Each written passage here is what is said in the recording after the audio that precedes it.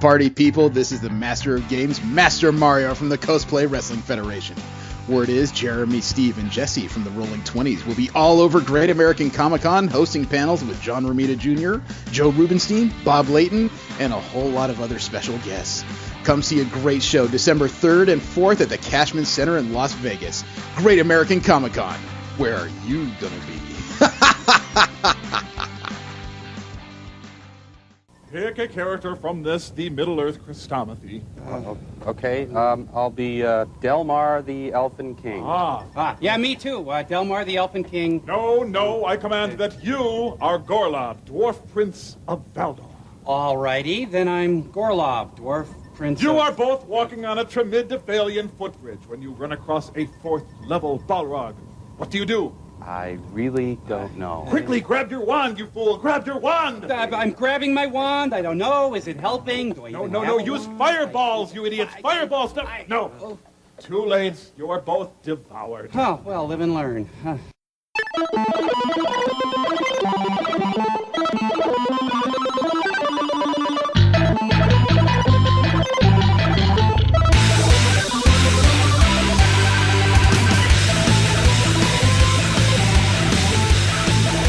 Hello and welcome to another episode of the Rolling 20s. We are the show that recently found out that Harrison Ford and Carrie Fisher did have an affair behind the scenes in the Star Wars films.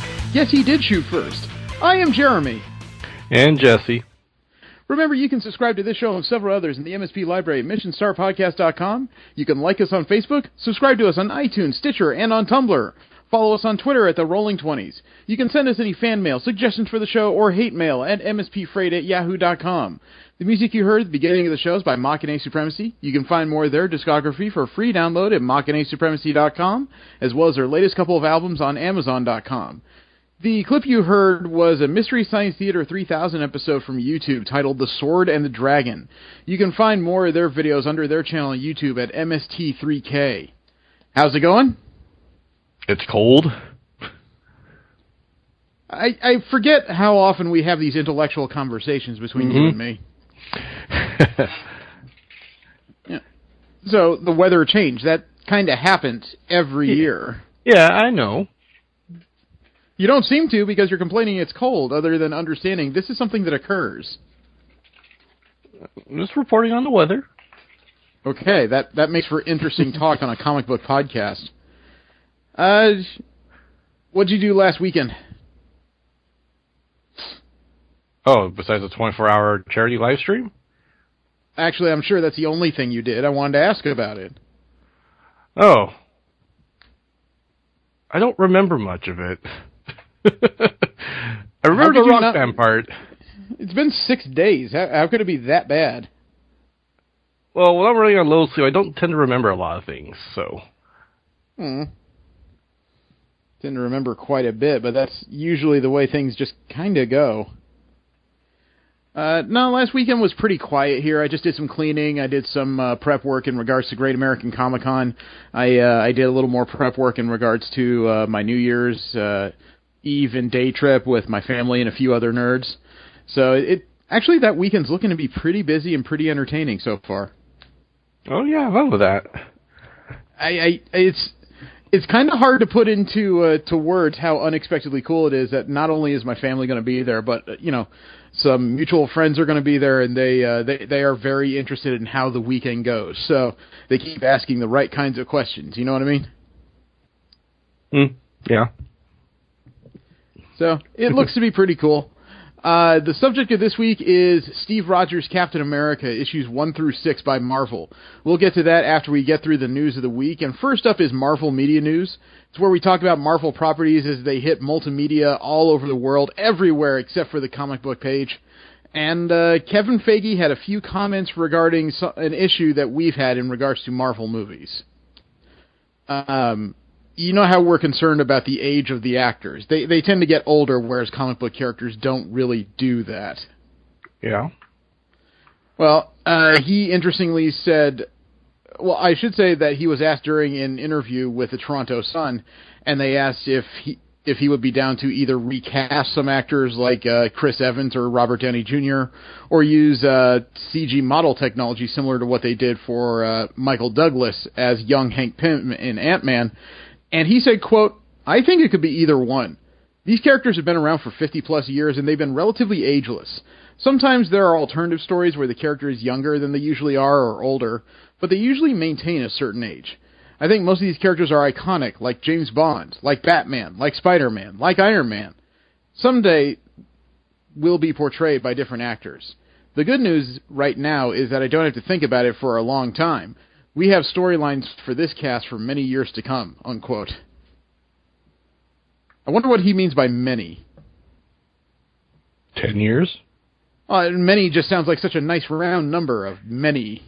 It's a vague term. Yeah. It's one of those cases where I hope there's more of a plan than just we'll keep writing them until one of them falls dead. Which, the way Hollywood goes, is entirely possible.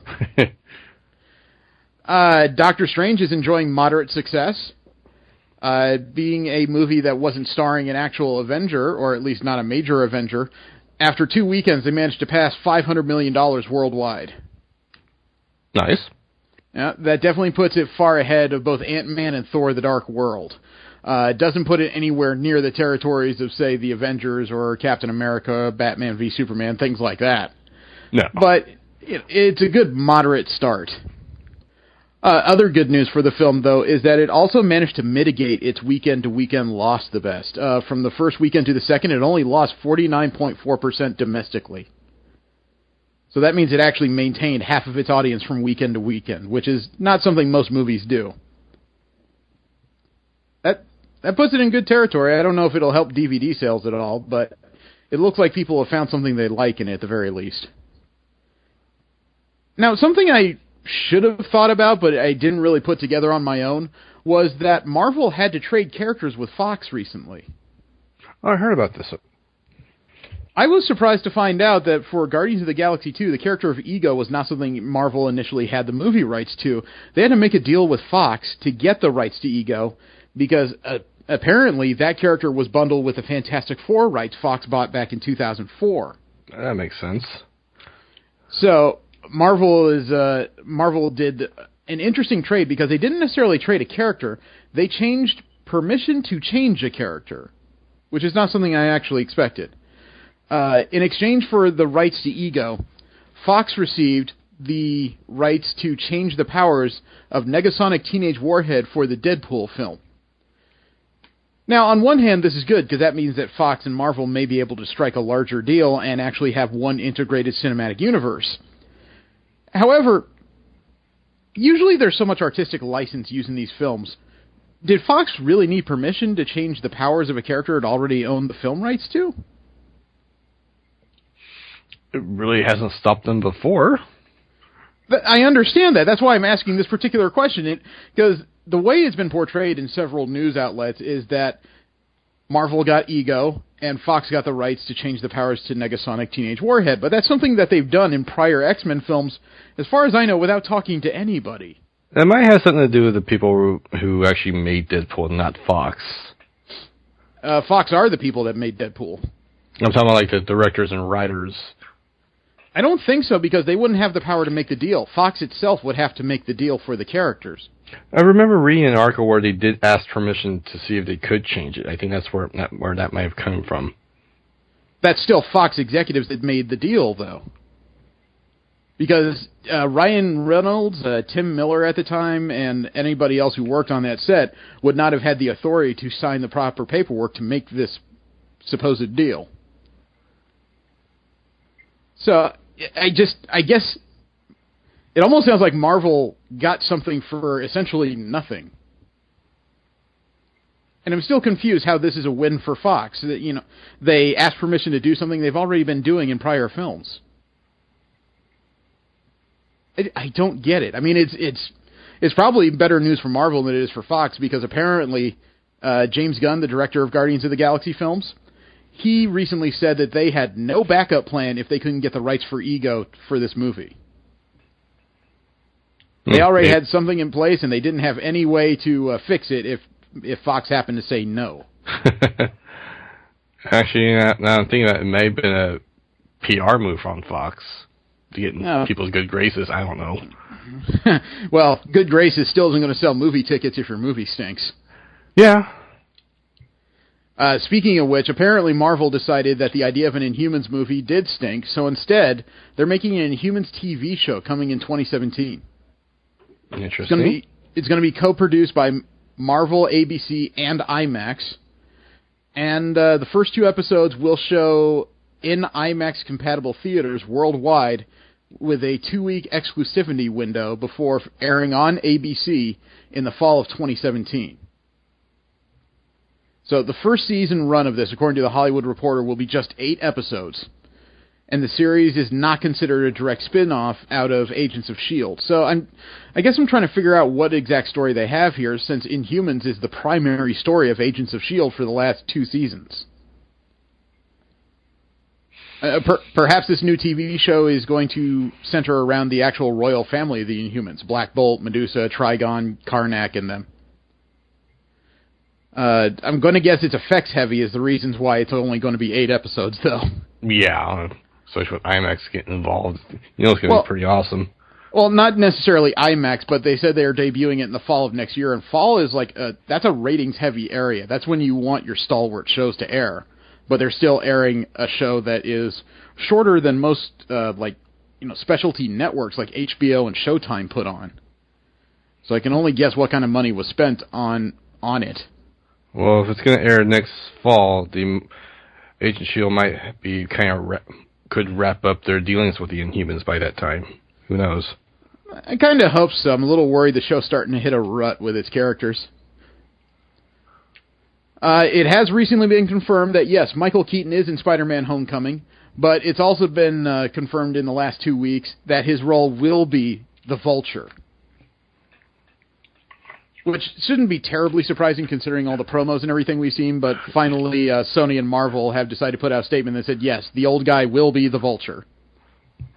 I think the character's name is Adrian Toomes. He has a specialty suit that allows him to fly and gives him a kind of countenance similar to an anthropomorphized Vulture. However, I'm still curious because the artwork we've seen so far includes some weird fan jets and a huge wingspan. I think they're trying to be more scientifically accurate for the flight capabilities of it. I know you said that before, but you can't be very scientifically accurate with a suit like this. There's nothing scientific about it. Doesn't stop them from trying. It's about as scientifically accurate as Star Trek. Fit words together that sound long and require Scrabble winnings. That's sci-fi fantasy right there. No, that's Star Trek fantasy. Usually Star Wars fantasy is just, wow, that shouldn't be possible. He used the Force. Oh, well, that explains everything. It's been announced that the Cloak and Dagger TV show that's coming to Freeform, formerly known as ABC Family, it has been pushed back to 2018. It was originally intended to come out this coming year, 2017. Showrunner Joe Pokaski is now working on a second draft of the pilot, apparently, with a straight-to-series agreement from the cable network. So as soon as the series is ready to go, it will be on air. There won't be a tryout period. This show has been in development since 2011 when Marvel reached a deal with Freeform. Jeez. Makes you wonder what's going wrong if they've been trying for 6 years to put out a TV show and it still hasn't happened. Creative differences? No, usually creative differences is the thing they put up when things just go absolutely wrong and nobody wants to admit it. In this case, they're still working on it, it just hasn't happened yet. The actor who plays Ghost Rider for Agents of S.H.I.E.L.D., Gabriel Luna, he recently implied that there may be a Netflix crossover or spin-off coming. Really? Yeah, he told comicbook.com, quote, "It's been talked about. There's definitely deals in place for that potential. People talk about, oh man, he'd be great as a feature, which is an idea too. It could be in the cinema. It could be on Netflix. Wherever it is," unquote. This is not confirmation that the Ghost Rider is getting his own series or film, but apparently talks have occurred. Luna has also said he'd like to see more West Coast superheroes and said he'd be interested in a Midnight Sun-style team-up with Blade and the Punisher. I'm not sure, but I don't think the Punisher's ever been in the Midnight Suns. Blade, yes. Johnny Blaze, oh yeah. Ghost Rider, yeah. Punisher, One of these things is not like the other. But the Midnight Suns is definitely possible, considering Agents of S.H.I.E.L.D. isn't just using the Ghost Rider, they're using the Darkhold book, which is an item of power in the Midnight Suns area of the Marvel Universe. So, I just say the possibility is there, but until somebody announces it, I wouldn't count on it. Oh, Elodie Young has been added to the cast of the Defenders. Who? Elodie Young. Don't recognize that one, huh? No. Elodie Young was in Season 2 of Daredevil. She played Elektra Nachios. Oh. She's not just going to be in it, she's being described as a series regular. So, I'm going to guess that whatever the Hand was working on towards the end of Season 2 is going to work out just fine. Yeah. It got me thinking that there could actually be an entire problem that the Defenders have to deal with in that series. My guess right now is that, oh shoot, I forgot her name. Lady who plays Ellen Ripley. Jesus Christ. Oh. I can't remember her name either. Oh, wow, that's sad. I'm totally blanking. Sigourney Weaver. Got it. Yeah, there you go. We're bag nerds. I'm guessing that Sigourney Weaver is going to play a Roxxon executive, and a lot of the threads from the prior series are going to start pulling together, because now you've got a potential gang of problems. The resurrected Elektra, what I'm guessing is going to be the superpowered Diamondback. You also have the possibility for the Hand to resurrect Kilgrave in the midst of all this.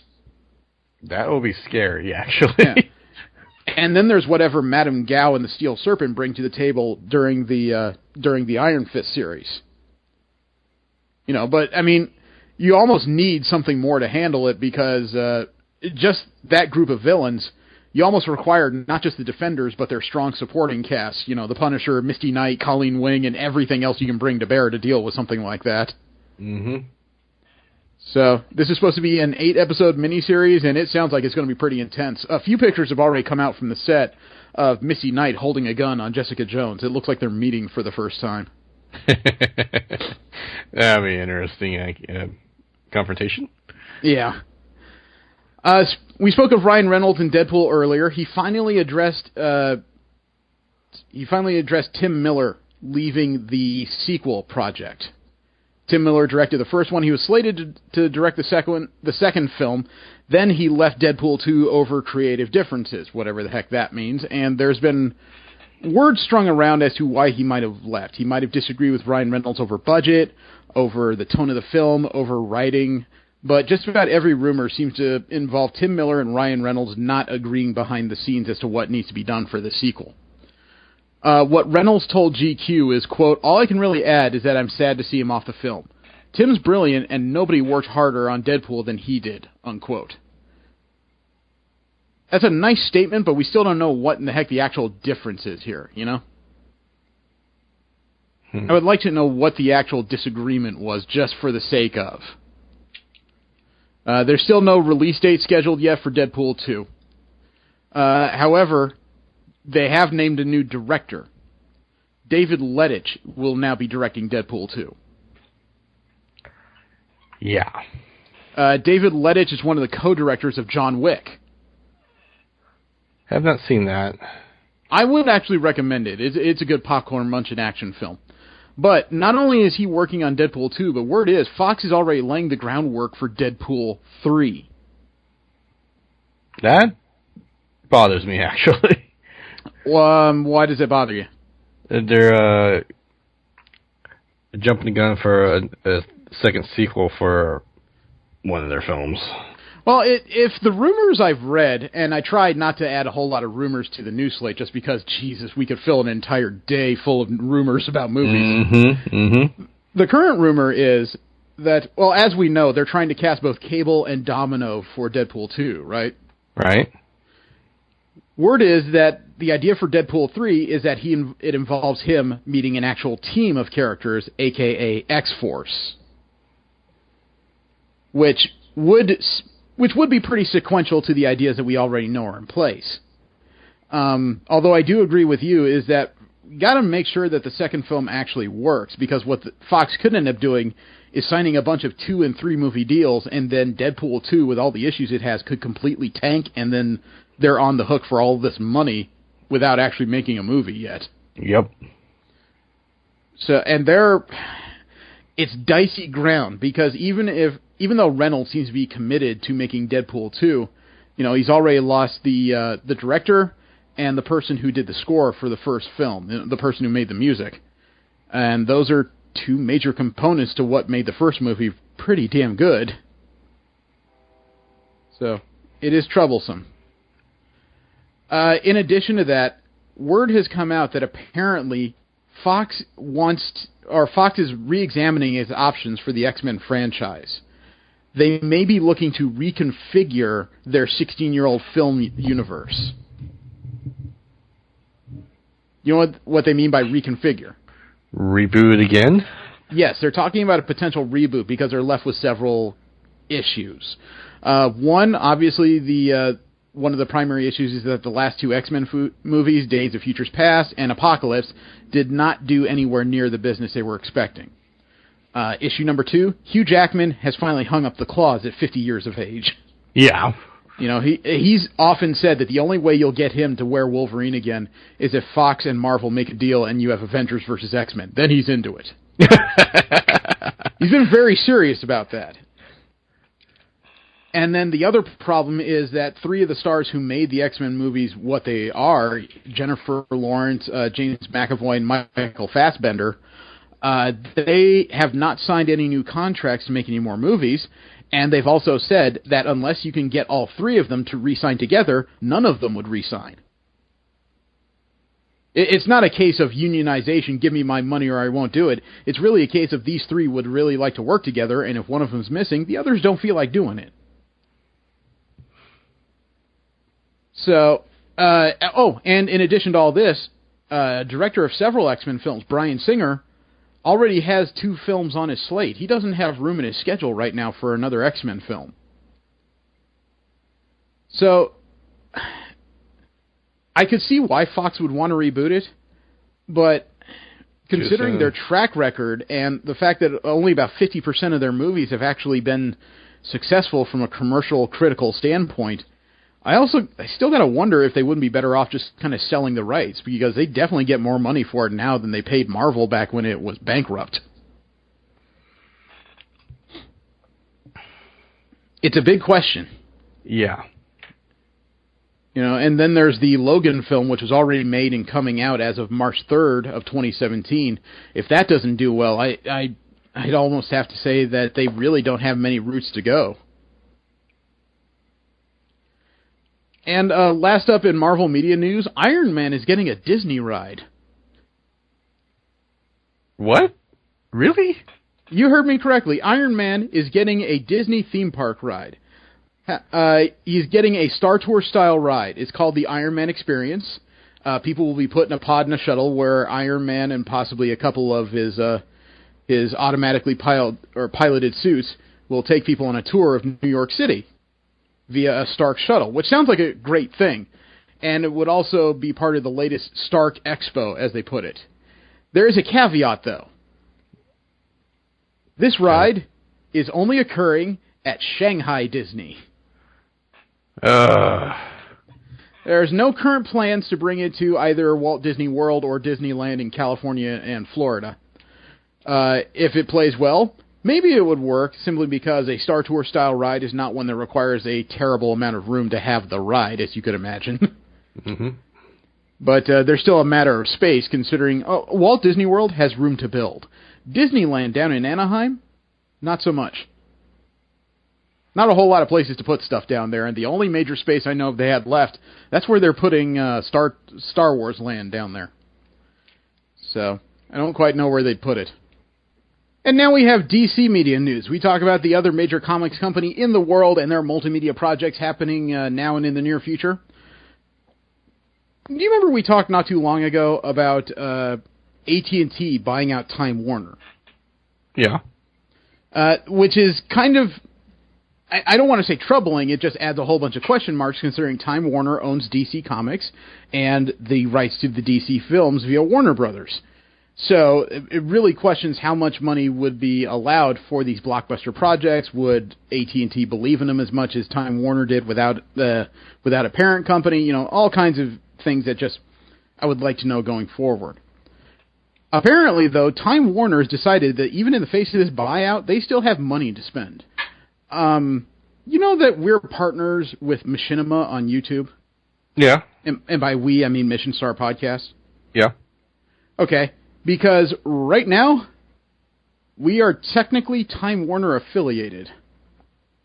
Really? Time Warner's reached an agreement to buy out Machinima, according to Deadline. Can we continue to bash their movies? That would be a great question. You know, according to Warner Brothers Digital Networks president Craig Hoonigus, man, who makes up these titles for corporate people? Quote, Machinima has enormous reach and high engagement with audiences that play our games and are big fans of DC films and television shows. Machinima also produces great, high-quality content for their community, and together we can create even more compelling experience and do some really exciting things involving our key franchises. This acquisition is another meaningful move forward as Warner Brothers develops more distinct relationships with our customers. Unquote. I don't quite know what to say about all this. This is an interesting turn of events. I would like to know what the plan that Warner has for Machinima is, though. Maybe it just gives them a bigger footprint as far as digital media sharing and making videos, I guess. Yeah, it probably seems to be the biggest reason why they would acquire it. Yeah. We've also spoken that the Flash film has lost 2 directors while they're trying to make this movie. And it's true. I'm not trying to make fun. They've lost 2 directors while trying to put this film together. Let me see. Seth Grahame-Smith, who made Abraham Lincoln Vampire Hunter, was hired to write and make his directorial debut. He left for creative differences. Then they hired Rick Famuyiwa from Dope to helm the project, and he left a couple weeks ago because of creative differences. Well, according to the star of The Flash, Ezra Miller, the next director is going to need something special. He said, quote, I think that the most important quality is the open heart. I think that The Flash has to be a story that is heartfelt, because I think that's where the lightning really is, unquote. I kind of disagree with him right now, because I think the director of the Flash film needs to have a thick skin, it sounds like. To deal with the BS from corporate? It may not just be corporate, because as you recall, there are 3 people right now that run the DC Cinematic Universe. Mm-hmm. You know, there's Zack Snyder, there's Jeff Johns, and the third individual, his name I can't remember, but he was hired with Johns to supposedly lighten the mood of the universe, since Snyder's cinematic tone doesn't seem to be resonating terribly well with critics. So, yeah, an open heart sounds good in concept, but you're going to need something else to make this movie work. Maybe that's what people mean by creative differences. Before, they just had Snyder, you know, talking over their head, telling them how the tone of their film has to fit in with the universe. Now you have to deal with 3 people yelling at you. That can't be terribly fun for a director to deal with. It can't be terribly fun for anyone to deal with. Speaking of DC stars, Gal Gadot, the lady who played Wonder Woman in Batman v Superman, and in the upcoming Wonder Woman solo film coming out early next year. Yeah? 2 bits of news about her came out this week. Number 1, she is pregnant. Okay. Yeah, I'm not saying that to be denigrating or stupid or anything. They came out with a post that states that she and her partner are pregnant. You know, congratulations to her. Yeah. She found time in the schedule to get that done, obviously. The other bit of news, though, was that she found out about the recent change to Wonder Woman in the comics, making her a bisexual character. It was brought up to her recently, and she had some interesting comments in that. How interesting? She said, quote, I saw her the other day, Halle Berry. She's so beautiful. Wow, she's gorgeous. Yeah, I could do it with her, unquote.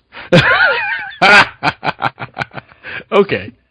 So she is open to the idea of a cinematic bisexual Wonder Woman. I have to admit that might help ticket sales. In this society, yeah. Yeah, Gal Gadot and Halle Berry doing the lambada in the middle of the screen, that would probably get a lot of attention. Ugh. Yeah, on both sides of the fence. Pretty much. A new DC spin-off film has gained a writer. Christina Hodson has been hired, according to the Wrap, to write the Harley Quinn film. It's an untitled film. It will star Margot Robbie as Harley Quinn. Supposedly, though, it will be more of a team-up movie that will feature a number of DC characters. It's being compared, at least spiritually, to the Birds of Prey. No official release date or title have been announced for this project as of yet. Would you watch a Harley Quinn solo film? Probably, but if they're making it sound like it's similar to Birds of Prey, is it really a solo film? Not technically. I'm trying to... Well, it may be in the same vein as Captain America Civil War. There may be a bunch of characters traipsing through it, but it's primarily a story about one character. Because people call that Avengers 2.5, and that's not a bad... Yeah, that's not a bad comparison, but when you actually watch the film and get to the guts of it, most of the major story beats have to do with Captain America himself. So this Harley Quinn film, as it comes up, if it involves the Birds of Prey, it may be similar. The DCW, the four shows that are on the CW network, Supergirl, Legends of Tomorrow, Arrow, and The Flash. The first details have come out about their major crossover that's happening later this season. Apparently, the Dominators will be a serious issue that will be addressed in Legends of Tomorrow, some kind of spacefaring race that comes to Earth to wreck and ruin. The Legends of Tomorrow will then make it back to Earth to enlist the help of anybody they can find, and because members of the team know both the Flash and the Arrow, they get roped into this. And when it's determined that they don't have enough power to deal with it, Barry Allen has his friend Cisco, a.k.a. Vibe, open a breach to another world where he brings Supergirl back to add some muscle. That's how this is going to occur, apparently. The exact dates of the airing of these episodes have not been named as of yet. I believe they will be happening in the relatively near future, though. To be honest, I feel like skipping this. Well, there is a trailer. Okay. There's a 35-second trailer about this scenario. I have not watched it yet just because I'm curious, and I don't want to do this by myself. What, you scared? A little. I only like half the shows in the DCW. I like The Flash, and I like parts of Supergirl. I am not a fan of the Arrow. I'm not a fan of the Legends of Tomorrow. You? Arrow, no, not Arrow, Flash, and that's about it. Okay. Well, let's see what they did. I sent the video. Everybody, this is Supergirl. Oh, just gonna be friendly and bubbly. White Canary. The Atom Firestorm. Beware.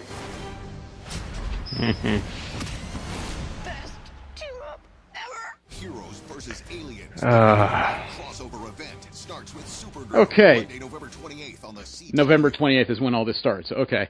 So, I will say, first of all, the one who said best team up ever is the character of Felicity Smoke from Arrow, and she is probably the character I like the least in this particular universe. I did like her when I was watching Arrow, but now I kind of stopped watching Arrow. Oh, she annoys the heck out of me because she is both intelligent and vapid and is like the exposition. Every time she shows up, she over-explains everything, and the whole love interest thing got so complicated and back and forth, I got tired of hearing about it. But as a trailer, that showed frighteningly little other than the moment all these people have to meet Supergirl. That really told us nothing about what even the event itself is about. So I think I may have saw another commercial showing the actual aliens in between watching shows. The Dominators? Yeah. They kind of remind me of the Martians from They do DC. look a bit like that, except they've got this rising sun giant red dot in the middle of their forehead. At least that's the way they're portrayed in the comics. Speaking of the DCW, Legends of Tomorrow is... Have you heard anything negative about the show? Not really. I really haven't heard much about it, but I don't go looking for it. Okay, because something is happening here that makes me think there's a problem with their ratings. The show is moving from Thursday nights to Tuesday nights in 2017 as a shift in the mid-season schedule. This series will now air at 9 p.m. Eastern Standard Time on Tuesdays, which means it follows up The Flash, starting January 24th. And The Flash... I'm sorry? They're going to put them all on one night? No. Supergirl right now airs Monday, The Flash airs Tuesday, Arrow airs Wednesday, and Legends of Tomorrow currently airs Thursday, but is moving to Tuesdays. And as far as I know, of the 4 shows, The Flash has the strongest ratings, so it sounds like they're trying to put Legends of Tomorrow right behind it in the hopes that people will stay after the credits and watch another show in the same universe. You know, the implication I get is that Legends of Tomorrow isn't doing too well standing on its own, so they're hoping the pair-up will help its ratings somehow. I don't see that happening if that's the case. Well, I don't know. I mean, I've argued that I enjoy The Flash, but I really don't like Legends of Tomorrow. I don't think that's a terribly good show. Replacing Legends of Tomorrow on Thursdays at 9 p.m. will be a long-running CW show, Supernatural. Oh. So, I guess you can't say it's the time slot if Supernatural is taking it over. Also, in regards to the DCW, Supergirl is going to get one of her enemies from the comic books as an enemy in the TV show fairly soon. Which one? Cyborg Superman. Right, because in the 52 universe, her father is Cyborg Superman. Correct, and that happened post-Flashpoint as well. That has been retained, where the Cyborg Superman is not Hank Henshaw anymore. It's her father, Zor-El, who was captured by, I don't remember who, and Brainiac, I believe.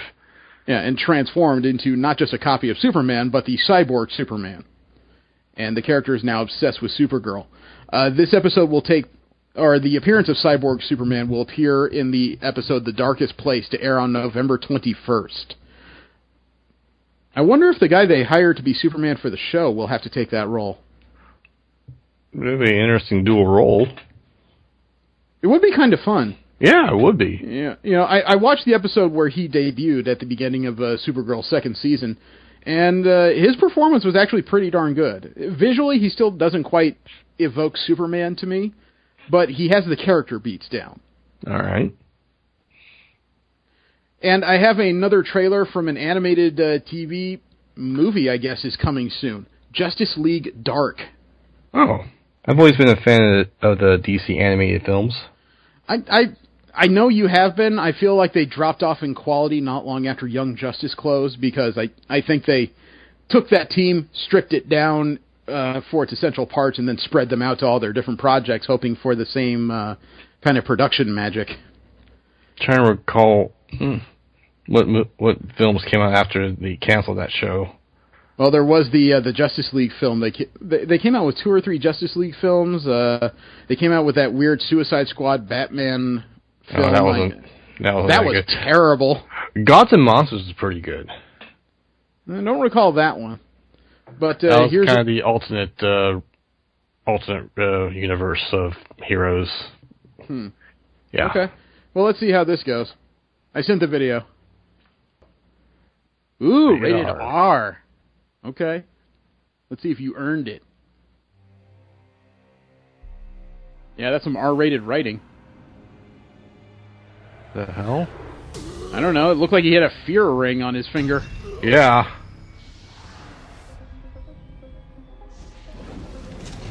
Ooh, dark and moody. It's a Zack Snyder animated piece. Since 52, I've always been kind of this dark tone to it. Yeah. These crimes were committed by law-abiding citizens. They all have seen nightmare visions before. Oh, so they're using that version of Wonder Woman. The half-dressed one. Paranormal element. Are you talking about magic? Then we have to find John Constantine. Oh, of course, Batman knows everybody. I'm not liking the writing already. It does feel a little ham-fisted, doesn't it? Yeah, just a bit. Is that the House of Mystery? Come on, it's a dream team. You, me, Zatanna. Oh, Okay, dude, no. That was a terrible dead man. Swamp Thing. Did he just call him like a dog? Draga Malefic. And he was Constantine was power walking while casting that spell, wasn't he? Let's do this. Yeah, I think he's had plenty of practice. Fuck it off. Your life is a patchwork of blackness with no time for joy. How do you cope with it? I have a butler. Oh, That's kind of dude. funny, but still, I'm not liking the writing already. Yeah, that hurt me in bad places, let alone I heard Steve Bloom trying to do his best Batman, and I'm sorry, man. All I can think is you're no Kevin Conroy. You know, is it bad, though, that when that whatever she was walking up saying, you have a life of perpetual blackness, all I can think of is that the Batman from the Lego film, you know, darkness! No parents! Yeah, I was hoping for a revival of DC Animated, but that's not what I was looking for. What was that last one I saw? Wasn't that the one with the Teen Titans? That was pretty bad. I haven't watched the Teen Titans. I know that Son of Batman, the Damian Wayne one, is on my Netflix, but I haven't watched it yet. Oh, don't. Really? I've heard good things about it. I don't like that character. I've never liked that character. The character's insufferable. I don't like Batman, but I'll still watch and read the stuff. Well, I still watch it to, give you that opinion, but Yeah. I didn't like it. Well, last up in DC media news, it has been announced that officially a fan favorite series from 2011 to 2013 is getting season 3. Young Justice is returning in animated form. Really? Yes. There is no date as to when it will happen. There is an official website already, yjs3.com, which you can get more info and get on a mailing list. It is a website for the official third season of the show. And we've had this conversation, I want to say about a month ago, where I've been concerned as to whether or not there would be a third season, because, yes, the first 2 seasons, really good television, man. I enjoyed the hell out of it. Mm-hmm. However, the hype and expectations surrounding a potential third season are so high, I don't know if any company can reasonably meet those expectations. Yeah. Let alone, after Young Justice shuttered, I noticed their animation style and animators were seen in parts all over Warner Brothers DC animated stuff, but, again, that team was split up. I don't know if they can bring them back together to produce the show with the same tone as what was produced before. If you want to remake the show, fine. I think there's a market for it, obviously. But to continue what has already become, that sounds like a really hard task to pull off. The original writers for the show, Greg Weisman and Brandon Vietti, are scheduled to return for this third season. So the writers are coming back at the very least. I have actually high hopes with them coming back. I really do. I'm just concerned. Warner Brothers Animation president Sam Register, again with the long-ass corporate titles, he said, quote, "The affection that fans have had for Young Justice and their rallying cry for more episodes has always resonated with us. We are excited to bring the show back for this loyal fan base and to provide an opportunity for new viewers to discover this excellent series," unquote. Of course, if they don't sell toys again, does that mean you're going to yank it back away from us?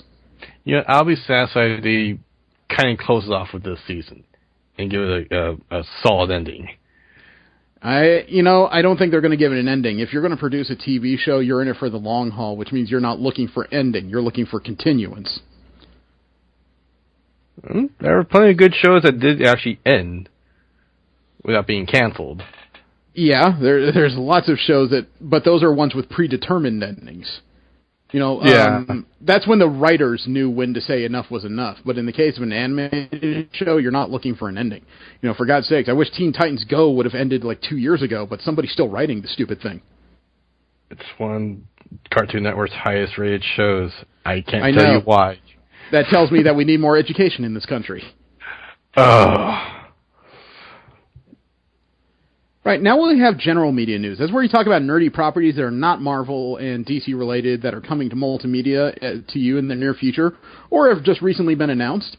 And this piece of news hit me sideways, because as much as I like it, I'm not sure if I like it.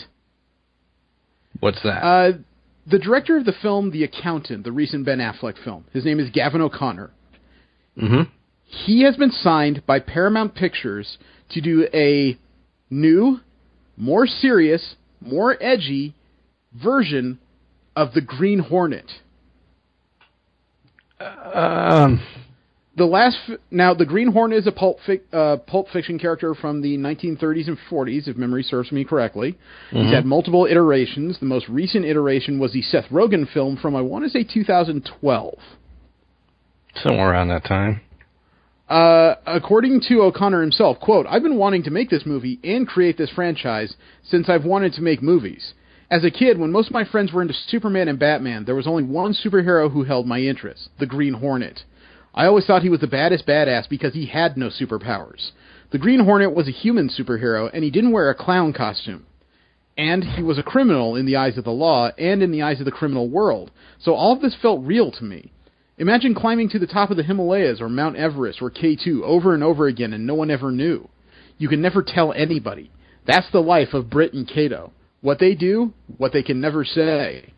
They don't take credit for anything," unquote. And I'm sorry, I had an error. The Seth Rogen film was in 2011. Yeah. So, the Green Hornet is a comic book hero that has a long history, and depending on which company owns him, he is also a direct descendant of the Lone Ranger. And I do think that a Green Hornet film can work. However, I have to approach it with some caution, simply because most modern superhero tales are not about human heroes. You know, they usually have some kind of high-end technology, or they have some kind of hyperpower, which makes them far beyond mortal men. And the Green Hornet was, as he said, he was a hero disguised as a super criminal who used this facade to take down criminal organizations from within.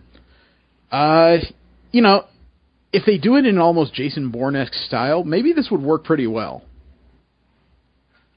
I was kind of thinking maybe, you know, take it back to a certain period in history.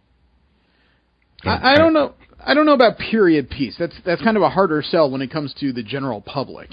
You know, if you're looking for an Oscar, then yeah, you want to make a period piece. But if you're trying to just sell tickets and make a fun movie, period may not be the way to go.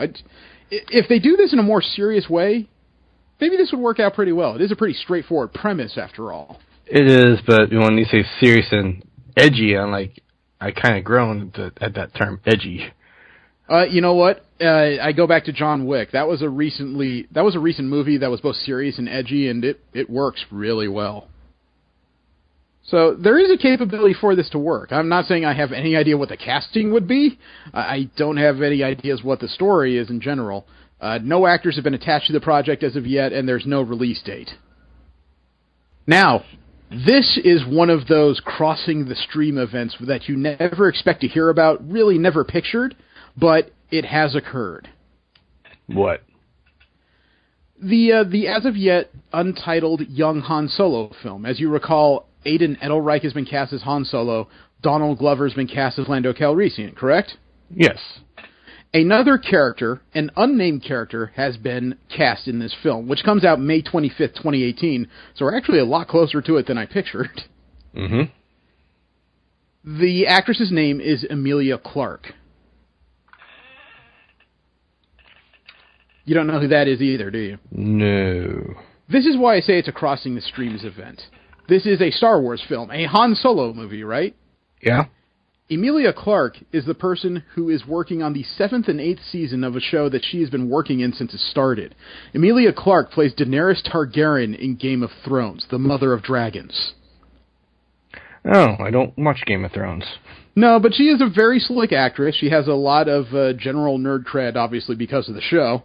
Mm-hmm. It's also been one of those shows that has really captured the imagination of pop culture, and now Disney has gotten their hooks in her to play a part in young Han Solo, which that feels like a win on multiple levels.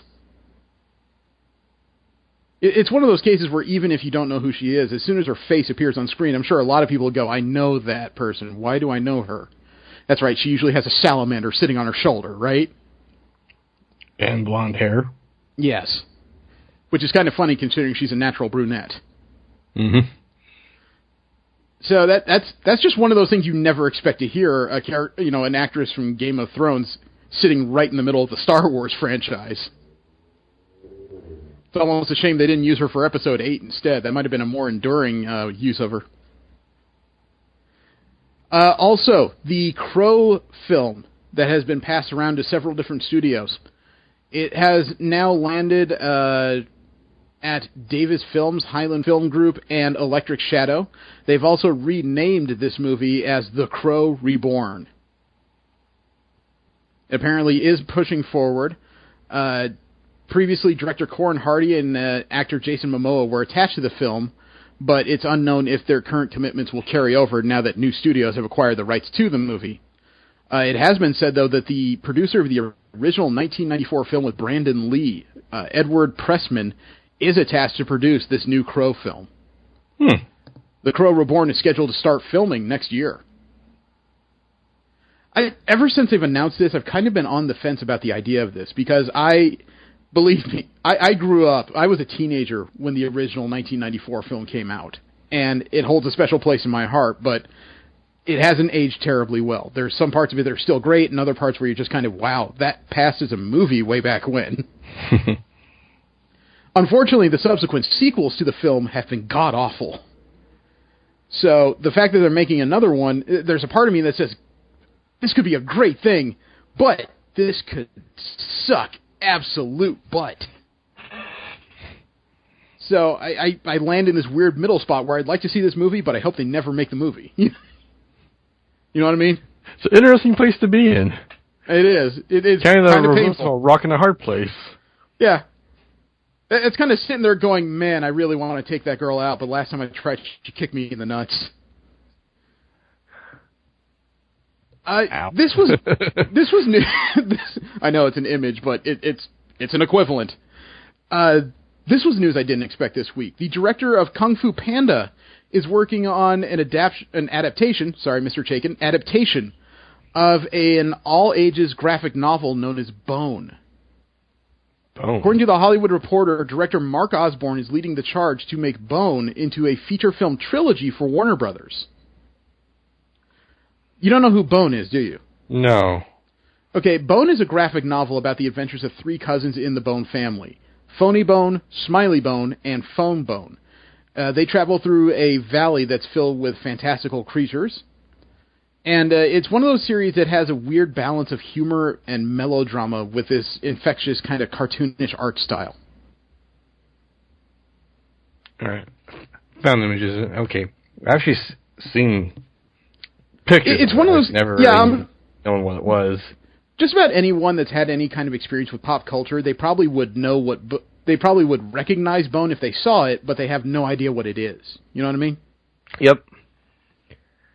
There was a short period where Bone's image was all over all kinds of stuff, including T-shirts and the like. Now, I have a trailer to a film that's been hotly contested and debated and screamed about. The first full trailer has been released for the 2017 Ghost in the Shell film, the one starring Scarlett Johansson. Uh-huh. Wow, my tongue just took like 3 backflips trying to get those words out. But I watched the trailer when it came out early last week, and you know how Hollywood has a bad history when it comes to adapting Japanese animation. It generally doesn't work because the cultures are so vastly different. Yeah. The only successful one I've ever seen is Edge of Tomorrow, and it's barely recognizable as All You Need Is Kill. Yeah. Well, it looks like Hollywood may have applied a similar formula to the Ghost in the Shell. You want to see what they produced so far? Sure. Okay. I sent the video. Hey, it's Scarlett Johansson. And wow, Scarlett Johansson without the red hair. Film Ghost in the Shell. We are finally ready to give you a look at it. They didn't mic her very well. It sounds like she's sitting in a giant tin box, doesn't it? And I'm yeah. so excited to be able to show you a glimpse into her world. Please enjoy the first trailer of Ghost in the Shell. I wonder if she had to lose weight for this role as well. I know she... There we go. Oh, hello. Starting to get a Matrix feel of this. I know, it's kind of a stunning first set of images to draw you into this, isn't it? Those things are Oh, creepy it as hell, those geishas. Yeah. Oh, God! What the hell? I know the reverse spider walk is kind of freaky. And there's the Major. Very reminiscent of the beginning of the original 94 animated film. Look at that slowdown, man. That small jump of her arm when she fires the gun gives you a good feeling of power. Maybe next time you can design me better. So we got a couple logos. City looks bleak. Uh-huh. Connected to something. Looks vibrant down at the street level, though. To something I'm This looks like a movie. I do recognize this ghost in the show. That's why it's like it does have different tones. Well, I mean, you can't have the same kind of sharp colors that are in the animated, but you can. If you're familiar with the Japanese animated film, it shares a lot of the same beats. Oh yeah. Here's the visual camouflage.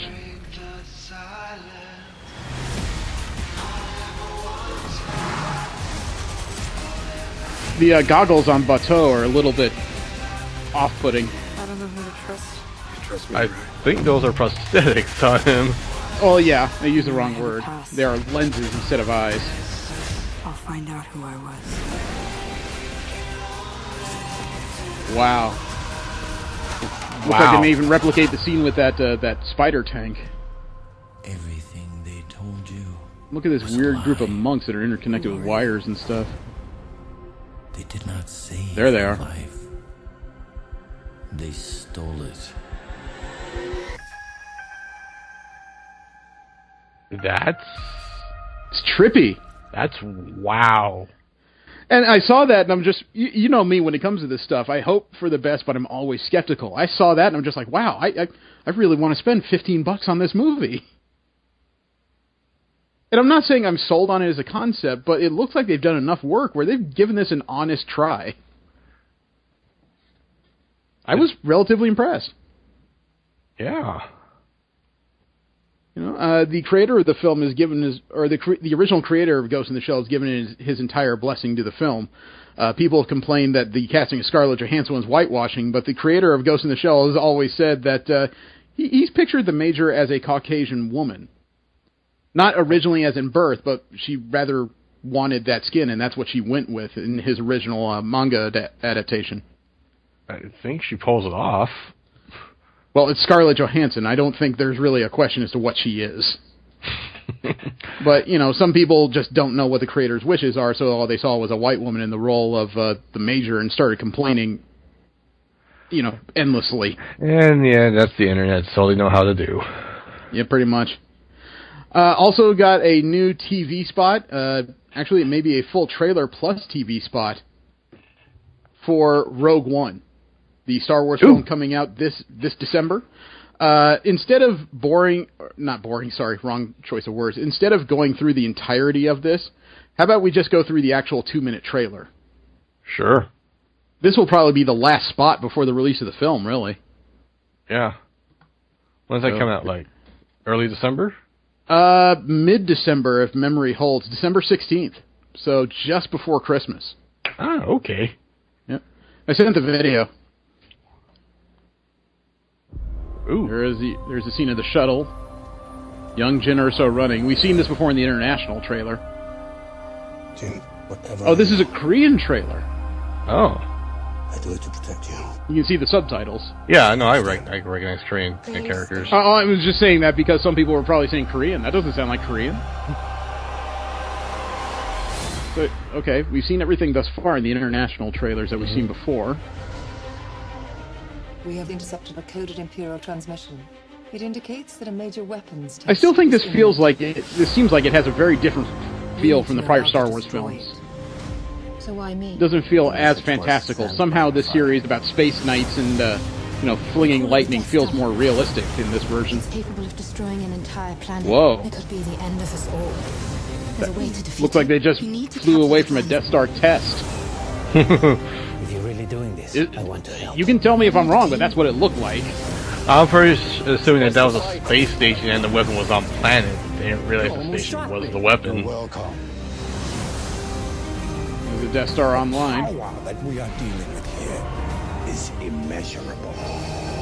Ah, there's the asthmatic. 7.6% chance of failure. Cargo shuttle, what's your call sign? And the U-Wing? It's, Rogue. Rogue One. It's a little bit of new footage. I have no idea we're coming.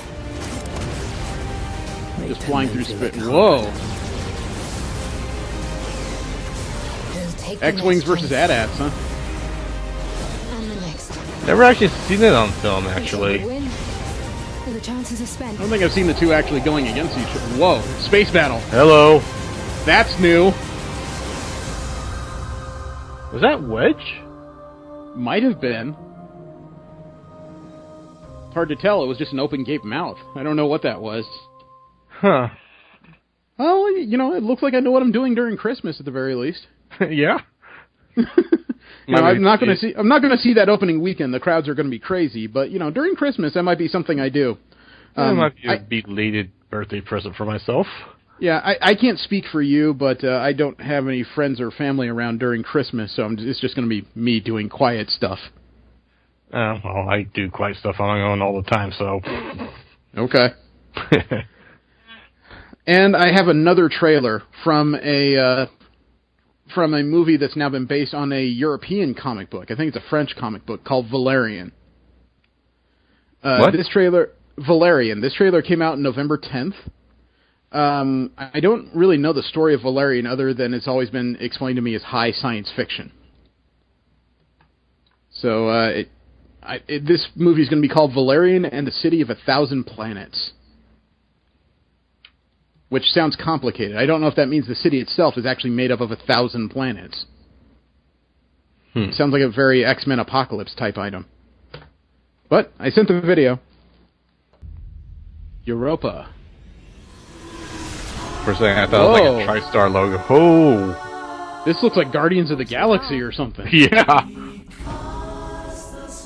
Screenwriter and director Luc Besson. It might be like a better-looking Fifth Element, too. Looks like a better-looking Star Wars. Actually, though, it looks like Mass Effect armor there. Wow, that underwater scene was really fantastic.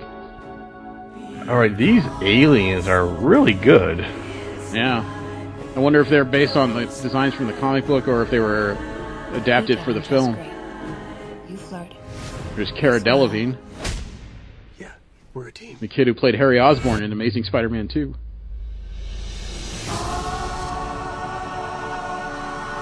Wow. This must have cost a ton in CG. Oh, dear God. It looks like there's some prosthetics for the aliens. It seems like mostly CG. Whoa. The leap to... Look, he's got a force field generator. Alright, this gives me a total Mass Effect vibe. Except Valerian came out in the 90s, so this predates Mass Effect. I know, but the armor looks very reminiscent of it. Wouldn't it be sick if Mass Effect was actually a US ripoff of Valerian? I would be okay with that. July 2017. Okay, you know what? I'm down for that. That was awesome. I'm looking at it, but a part of me is kind of leery of the story structure, but I'm still going to go see it. Visually, it's stunning. I put it on level with the kind of work James Cameron put into Avatar. So that was pretty dope. Another comic book is getting a TV show in the a film in the near future. We talked a little bit about Painkiller Jane. It was a comic book by Jimmy Palmiotti and Joe Quesada about a soldier who underwent a process. Now she cannot feel pain. The actress Jessica Chastain has been cast in the title role. Painkiller Jane will tell the story of Jane Vasco, a New York City cop who develops regenerative powers after a near-death experience. It was previously a 22-episode TV series in 2007. There was a TV movie in 2005. Jessica Chastain will also produce Painkiller Jane. There's still no release date as of yet. And we talked very quickly about this before. Mark Hamill has a new show coming to Comic-Con HQ, the streaming service by Comic-Con International. Uh-huh. It's called Mark Hamill's Pop Culture Quest. It's where he goes around touring mass collections of pop culture toys and props, basically geeking out, looking at everyone else's collection of stuff. And a trailer's finally come out for the show. Okay. Okay, I sent the video. In a world filled with the biggest. The biggest, huh? The rarest. Whoa. There's some weird props in there. Extraordinary collections on the planet. Whoa. Only one man's unstoppable quest for pop culture Dude. will save us all. Somebody has a library comic. Is that a DeLorean? Yes. That was fun. Dude. This was just my passion. As a kid, I dreamed of what the DC and Marvel offices must look like. I had this idea that I could Wow. collect everything. Whoa. That's a We've lot got of to go models. see this guy. Oh, Dude. Look like some of these guys just have houses full of stuff. How did you get your mitts on this thing? I think for a card geek, I probably have the best job in the world. Whoa. Oh, is that the guy from the museum? The sci-fi museum? Maybe. It's so beyond great. Jim Lee himself. Mark Hamill's Pop Culture Quest. Buckle up and enjoy the ride. Oh, a little Joker. You know, I wish there was more on Comic-Con HQ. That's probably the first show I've seen on there that I would be interested in purely from a nerd aspect. You know, they got Con Man too, but I think you can get that on Vimeo.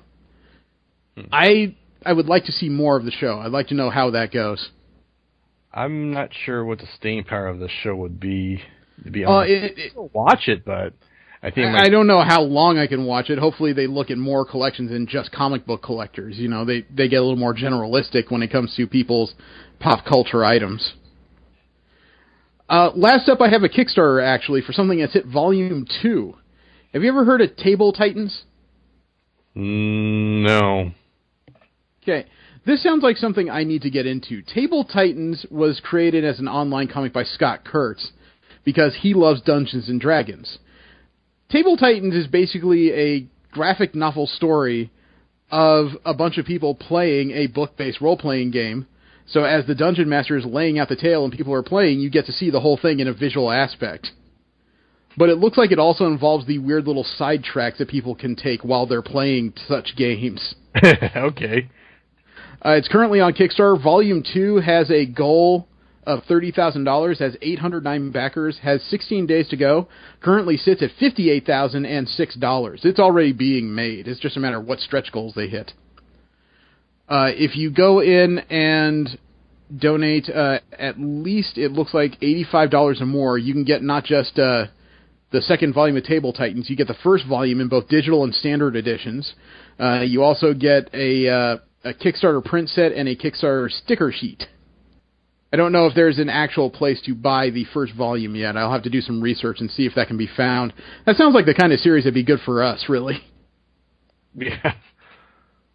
Now we have Marvel comic news. This is where we talk about the Marvel properties and storylines that are coming to comic books in the near future, if they're not coming out already. And first up, we know that the New Avengers, the current volume of New Avengers, is being changed to the U.S. Avengers in the near future as part of the new Marvel Now initiative. This will be the story of this team post-Civil War II, which apparently moves Advanced Idea Mechanics to Avengers Idea Mechanics to America Idea Mechanics. Sunspot's taking his team and they're going legit. As part of the sales for this new book, there are 54 variant covers. 54? 54, yes. It is a 54 variant cover set to represent each of the states and territories of the United States and Great Britain for some reason. Don't ask me why. But Okay. if you take all these covers and put them together, these 54 covers form a large-scale American flag with all these characters on it. Really? Yeah, you want to see what that looks like? Yeah, sure. Okay. And hopefully this is just $3.99 like most comics, because if this is a $5.99 special cover, I don't want to do the math on what 6 times 54 is, which is $324. Too late. I was really good at algebra. As you can see, though, this is a lot of stuff to deal with. The image is a little small, so it's hard for me to make out the individual states versus the character standing on top of them. but they are 54 different characters for this cover. It's pretty impressive laid out there. Uh-huh. It occurs to me, though, that parts of it are interchangeable, though. Because you only need to keep one or two sections the same to make this a coherent picture. Other than that, you can shuffle a lot of this around. God, I can only imagine how much work that was for a frickin' artist. Next up, apparently Unworthy Thor is already meeting with some trouble. This series telling the story of Odin's son and his quest to gain the hammer of Ultimate Thor, which survived Secret Wars. It was originally supposed to be an ongoing and has now been cut to a 5-issue limited series. And as of issue 3, the artist on this series, Oliver Copiel, is being changed to a Spider-Man fill-in artist known as R.B. Silva. No reason has been given for this change. The original solicitation for Unworthy Thor number 3 says that this issue will come out January 4th. So I don't have any additional information beyond that. I would like to know why this changed. I like Oliver Copiel's work. He can make a lot of normal stuff look special. And a new age Marvel superhero, Miss America, is getting her own series next year. The former artist of Howard the Duck, Joe Quinones, has been paired up with a prose novelist named Gabby Rivera for this new series. It launches in March of next year. According to the writer, quote, "What I noticed when I was reading The Young Avengers was that it felt like America was being pulled in by different characters. Loki wanted her to do this or that. The fight wasn't hers. She was treated like a member of the team, but I always wondered what was in it for her. So my thinking for this new book is that she's finally asking herself that question. What's in it for me? Why am I fighting with these people? What I want to do is go to college, and I want to start over, and I want to learn about myself and do this for myself. And so that is the big thing that I was thinking about. What's more American than trying to go to college and find yourself?" Unquote. So it sounds like America Chavez, at least in her own series, is taking a step back, which is kind of ironic considering she's a member of the Ultimates, the cosmic level adventuring team. It probably is about time the character had a few more normal style of adventures. This was news that just came out this week. In February, 10 different Wolverine books are going to be sold for $1 a piece. These 10 books are going to be reprints of different benchmarks in the lifetime of the Wolverine character. And you can buy them for $1 during the month of February. They're called the True Believers line. And these 10 books are Wolverine number 1, Wolverine vs. Hulk number 1, and this is a reprint of the first meeting of the Wolverine and the Hulk from 1968. Wolverine Save the Tiger, Wolverine Weapon X number 1, which reprints the original version of Weapon X from Marvel Comics Presents. Wolverine Origin number 1, Wolverine Enemy of the State number 1, Wolverine X-23 number 1, reprinting X-23 number 1 from 2005. Wolverine in the X-Men number 1, Wolverine Old Man Logan number 1, and All New Wolverine, the Laura Kinney Wolverine number 1. And if you're looking for a crash course in Wolverine history, that's a pretty good one. Especially since it will only take you $10 in tax to pick up these books. No, I'm not doing the math on the tax. Screw you. Thanos number 1 came out this week, and it has revealed something I did not expect in a series about the Mad Titan himself. What? Well, apparently some of his old hosts from his former, I guess you could say, crew, the Black Order, is trying to kill him. Which isn't necessarily surprising. Okay. You know, villains in comic books tend to betray each other. They tend to betray each other all the time. That's like getting a sandwich to these guys. But what was more surprising was the revelation at the end of the issue. Thanos is dying. Of what? If I knew, I would tell you. All I know is that apparently his son Thane is also of the knowledge that Thanos himself is dying, and at the end of the issue, Thanos was coughing up purple blood. It sounds like it's something congenital. There's no information as to why this is occurring, and the second issue doesn't come out till December 7th. Interesting. Makes me curious. Yeah, I wonder what could kill a guy who's been trying to die for decades. Huh. Have you heard about the Running with the Devil event? No. February 2017 is coinciding with Daredevil number 17, which apparently is going to be a big issue in the story of Daredevil. It involves him running into multiple characters from his history that have all been headaches to him for different reasons. The Kingpin, Bullseye, and Elektra. The Kingpin, as people know, is Wilson Fisk. He's a crime lord in the fictional Marvel Universe. Bullseye is an assassin and former Dark Avenger, as it turns out. And Elektra, as we know, is the on-again, off-again love interest who he hugs and kisses about as often as she tries to stab him with one of her sai. The thing is, though, the reason why this event is being called Running with the Devil is not because there's going to be a number of issues for the story. It's not a crossover event. It's a debut event. Because the 3 characters I named, Elektra, Kingpin, and Bullseye, in February are also getting #1 issues. They're getting their own series in addition to this their appearance in Daredevil 17. Huh. All of these books come out in February. As a matter of fact, if you take a good look at Elektra, she's actually sporting the costume she used in Daredevil Season 2. Huh. Which was not something I expected. As long as I've known her, she's been in that red one piece in the bandana scarf, which is an interesting visual look, but not very practical for a ninja. But I sent you the image. I mean, it's not an exact copy, but it's very reminiscent of what she wore in the Daredevil TV show. I think they got tired of that. I don't know. What do you call her old outfit? A leotard?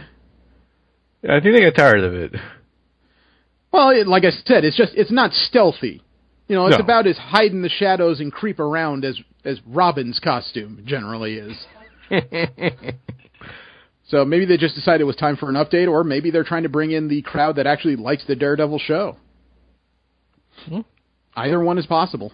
Yeah. Speaking of which, the writer of the new Elektra series is Matt Owens. I wouldn't be surprised if you didn't know his name, because the major comic book writing credit he has is he's one of the screenwriters for Netflix's Luke Cage series. Huh. Apparently, Owens is taking Elektra to a place she's never been before. Las Vegas. That's not a joke. He said, quote, "When we find Elektra in this story, she's trying to hide in plain sight. She's running from everything. Vegas is a place that's extremely unfamiliar to her, so it makes it perfect for her to hide out. But, much like New York, Vegas has a dark side, and Elektra may not be able to stay out of trouble for long," unquote. I think her old outfit might be applicable in Vegas. You don't understand. He's already named who the first villain she's running across is, and it's not one she's I guess you could say well-armed or well-prepared to take care of. Who? You familiar with a man named Arcade?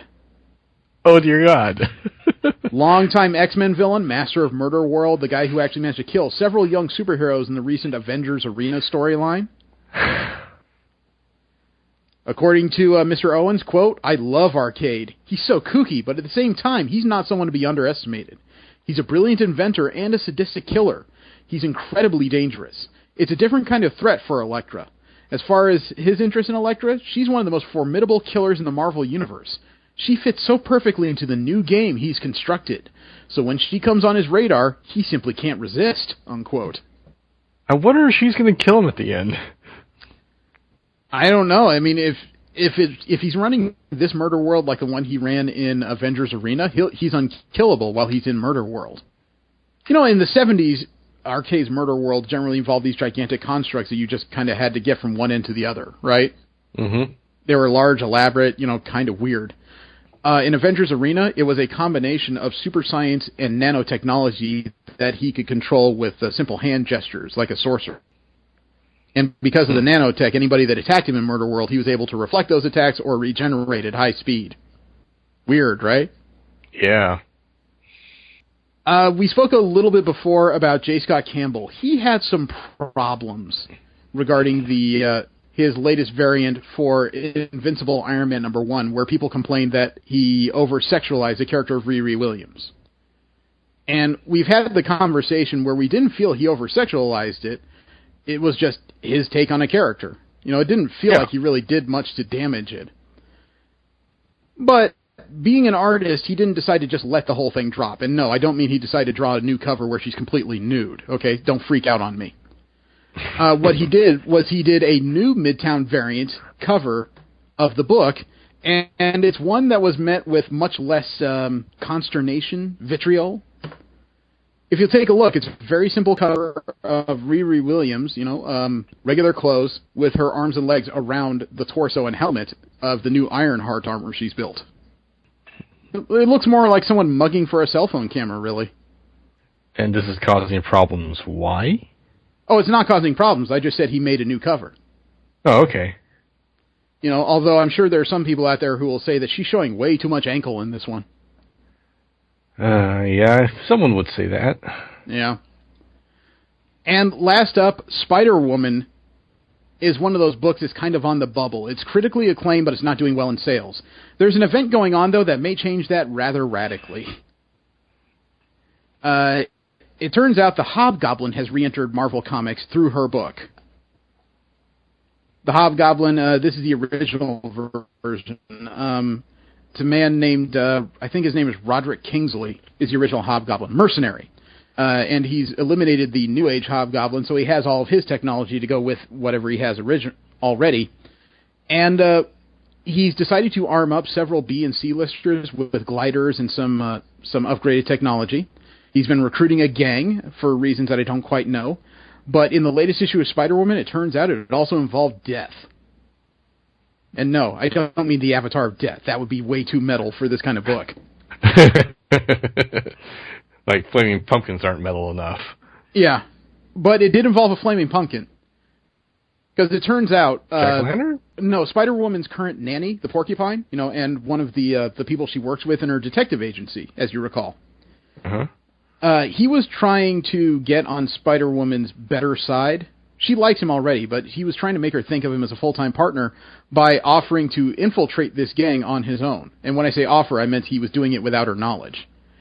And apparently, Kingsley had heard about everything he had done, wasn't impressed by his offer, beat him up, sat him on a ledge, and put a pumpkin bomb in his lap. And it went off. Oh, fun. Porcupine is gone. And that was just the beginning of the storyline. I hope more people buy this book, because as far as artistically, it's not the strongest thing I've ever seen. But from a writing standpoint, this is one of the most fun I've had in comics in a long time. Hey guys, what do you think is the hardest part about collecting comics? Money? You cheap mother. Steve, what do you think is the hardest part about collecting comics? I don't know, just figuring out which ones to get. It's true. Finding key issues is rough. But I think the hardest part of collecting comics is getting signatures. You got to find out where creators are going to appear, you got to get the plane tickets, you got to get a hotel room, buy a badge, feed yourself, and then wait for hours on end and hope that the person you're there to see doesn't decide they've had enough and they really want a sandwich at this moment. Yeah, or they're off to another panel. That's happened to me a couple times. I think I've annoyed Brian Michael Bendis enough, he might actually know who I am. But that's why I go to Celestial Comics for signatures. Celestial Comics, they've made inroads in the industry, and they can get you a signature for only a few dollars above the price of the signature. And the best part is they'll do all the legwork and the hard work while I get to keep my fat ass at home. Yeah, that's pretty damn convenient. Yeah, and my ass is pretty lazy. fat. Thank you. I needed that. That's going to work great for my confidence. Celestial Comics is organized enough that they can even send it directly to grading if you want it to be. You'll find events that they're going to appear at their website, or get instructions on how to send them your comics at celestial-comics.com. You can go there today and take your collection to a whole nother level. That's celestial-comics.com. Now there's DC comic news. We talk about the other major company and their characters and storylines coming to you. The DC 2016 Artist Workshop class roster was named. It involves Oscar Badzula, who is working on Suicide Squad, El Diablo, and Boomerang. Minkyu Young from South Korea. She's working on Gotham Academy 18 and Batgirl 52. Sam Lofty working on Painkiller Jane. Matt Murhoff from Devil's Due Comics Hack Slash. Ibrahim Mustafa, who's working on The Flash Season 0, number 12, and Dr. Fate 13. Sia Om from Seattle working on Lola XOXO.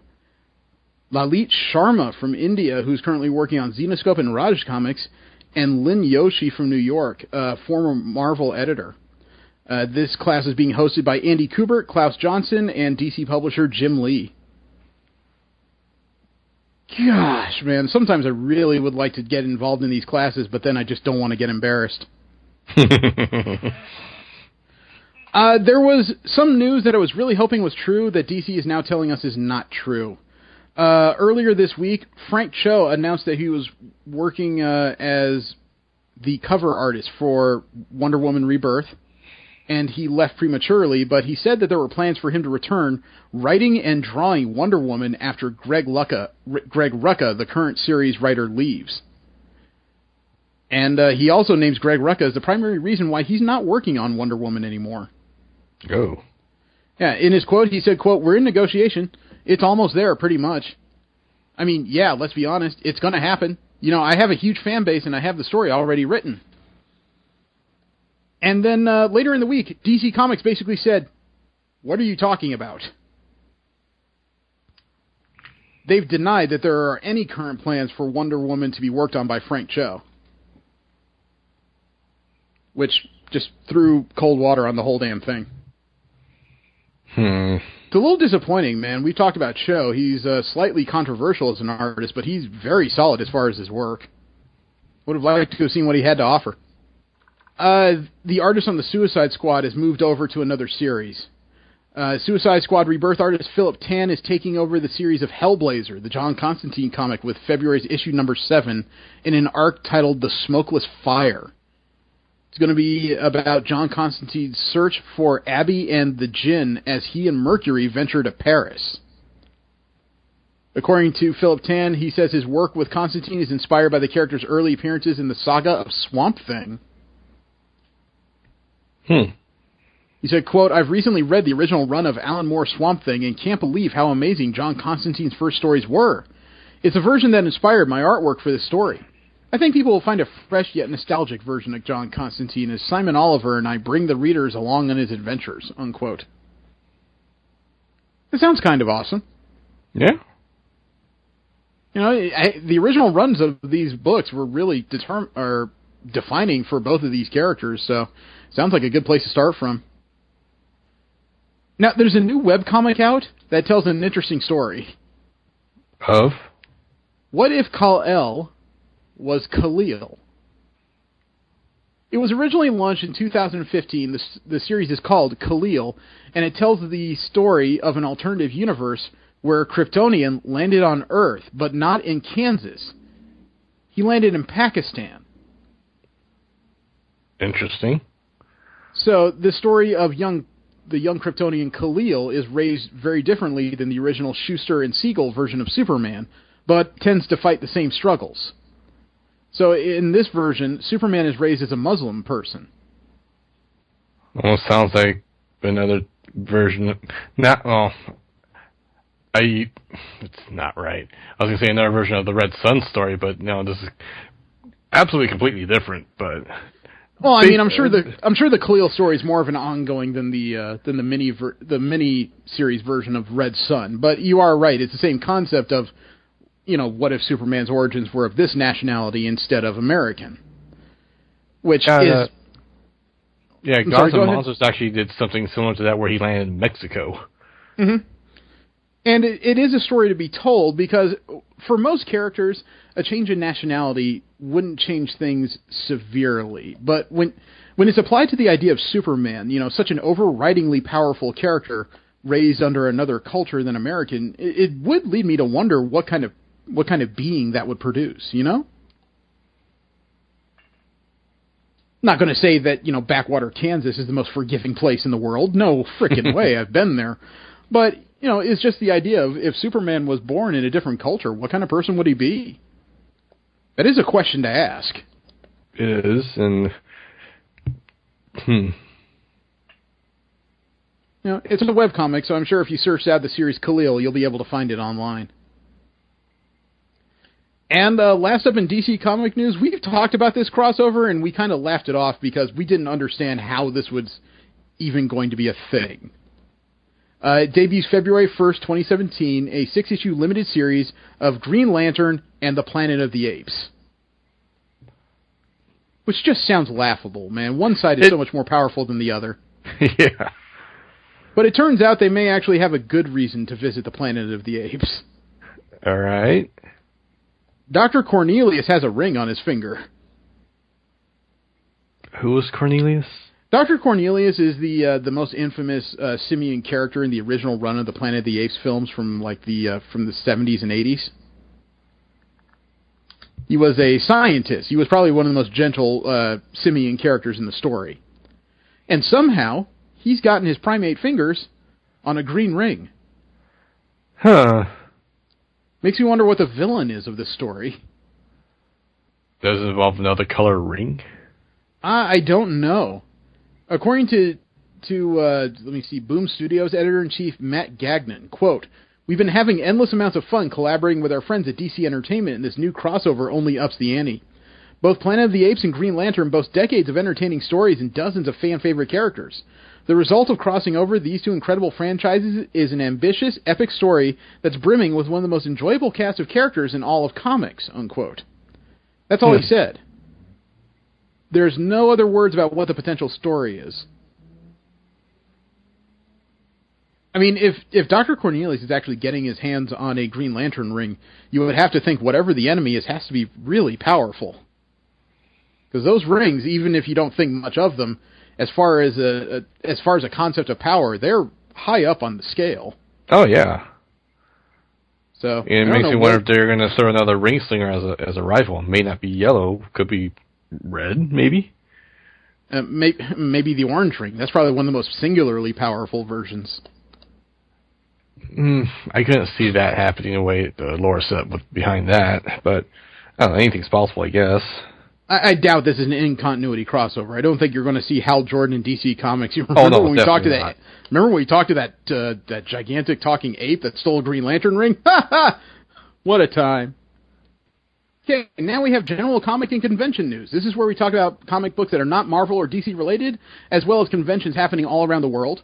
As it's no secret, recently there was some voting in this country, not just as far as presidency, but as far as several state elections and more local measures. And the reason why I have to bring this up is because one of the measures, actually two measures, were recently voted on in San Diego. There were two different measures on the funding of a potential, I guess you could say, arena expansion for the San Diego Convention Center, the current home of San Diego Comic-Con. Mm-hmm. Both measures involve funding what was called a convadium. It was a stadium that was going to be built. It looked like about, if I had to say, about a mile and a half from the convention center, that the owners of the Chargos, the Spanos family, were saying would be used as an annex-style expansion of the convention center, but not a continuous one. In other words, part of the reason, or part of their way of trying to get a new stadium for their football team was saying, but this can also be used as an expansion for events at the San Diego Convention Center. Isn't that great? And there were two measures put before the city, both of which would involve a supposedly temporary increase in hotel taxes to at least pay for the construction. The measures were individually called C and D. Well, the reason why I bring this up is because the voting is over and the votes have been tallied. Both measures C and D in San Diego have failed. There will be no new stadium for the Chargers, which also means there will be no convadium, so there's no extra space that's going to be leased to the San Diego Convention Center. I heard you say something. Did you have a question? I didn't say anything. Okay. As far as I'm concerned, this is good news. Because as much as San Diego Comic-Con could use an expansion on the San Diego Convention Center, they really need an expansion of the convention center. They don't need another building that's a 10-minute walk away for people to wander through a not-so-great section of the city in. Especially in the middle of summer. Well, I mean, the main of the gas lamp is not a terrible place. But if you recall, the section where the stadium is just on the edge of where the city makes a sudden turn for the worse. And this stadium would have been built a couple blocks in that direction, okay? This does leave on the table an actual expansion of the convention center itself, actually expanding the building. However, the problem right now isn't necessarily the concept. As far as I understand, the designs of a contiguous expansion have been drawn up. The question is how to pay for it, because any kind of fees or taxes raised by the city have to be put towards a vote of the people. So we pretty much covered that San Diego doesn't want to pay for an expansion of the convention center that gives the Chargers a new home, but would they pay for an actual expansion of the building itself is the question. I seriously hope they do, man. They need the space down there. Because there is no way you can squeeze any more space out of that building right now. Also, speaking of Comic-Con International, the company that runs San Diego Comic-Con, they are now aiming to create a brand new convention in the San Francisco area. Ooh, that's a lot closer to home for me. Yeah, recently on November 5th, Comic-Con International organized a one-day symposium. They call it the Storytellers Across Media as part of San Francisco Comic Fest. And according to David Glanzer, who's Comic-Con International's Director of Marketing and Public Relations, he said, quote, "Our hope is that we can return to the Bay Area, if not with WonderCon, then perhaps with another convention. Sam, storytelling across media is our first foray into that direction." So Sam wasn't a full comic book convention, but it was just kind of their poke in the area trying to see the feasibility of starting a new convention up there since WonderCon accidentally moved out of the area. Well, it is accidental. They weren't looking to stay in Southern California. They had 2 years where they had no choice, and then they found out, hey, more people are coming. We're staying here. And, Northern California lost a major comic book convention with no real replacement as of yet. So, we'll have to see if they actually work out a new convention in the area. I've never been to C2E2 or ECCC. C2E2 is a Chicago area comic book convention, the Chicago Comic and Entertainment Expo. ECCC is Emerald City Comic Con that happens in Seattle. They now have exclusive graders. CGC, they have exclusive graders. The CGC, the Certified Grading Company, the Certified Guarantee Company, they're a professional company that grades comic books as far as their damage and value. They've signed contracts with both conventions through 2019 that makes them the exclusive graders on site for both shows. What that means is that competitors for CGC, like Comic Book Certification Service or CBCS, they cannot appear at these shows at all. Both C2E2 and ECCC are Repop conventions. This doesn't imply that CGC has exclusivity to all Repop conventions, which would include New York Comic Con as well. So right now it appears to just be these two shows. On-site grading can be really helpful when you just get that signature. Yeah. Really expedite the process. Well, as expedited as it could be, considering it takes about 4 to 6 months for you to get books back as it is. There's a backlog. Now, this really kind of surprised me. Have you heard of Stephen Shamus? No. He used to be the chief marketing officer for Wizard World. He helped run their convention strings, which, as you recall, was I think was recently 19. Now it's 17 conventions yearly, right? Right. Okay. As of October 27th, Wizard World fired him and opened a $1 million lawsuit against him. What did he do? What are they claiming?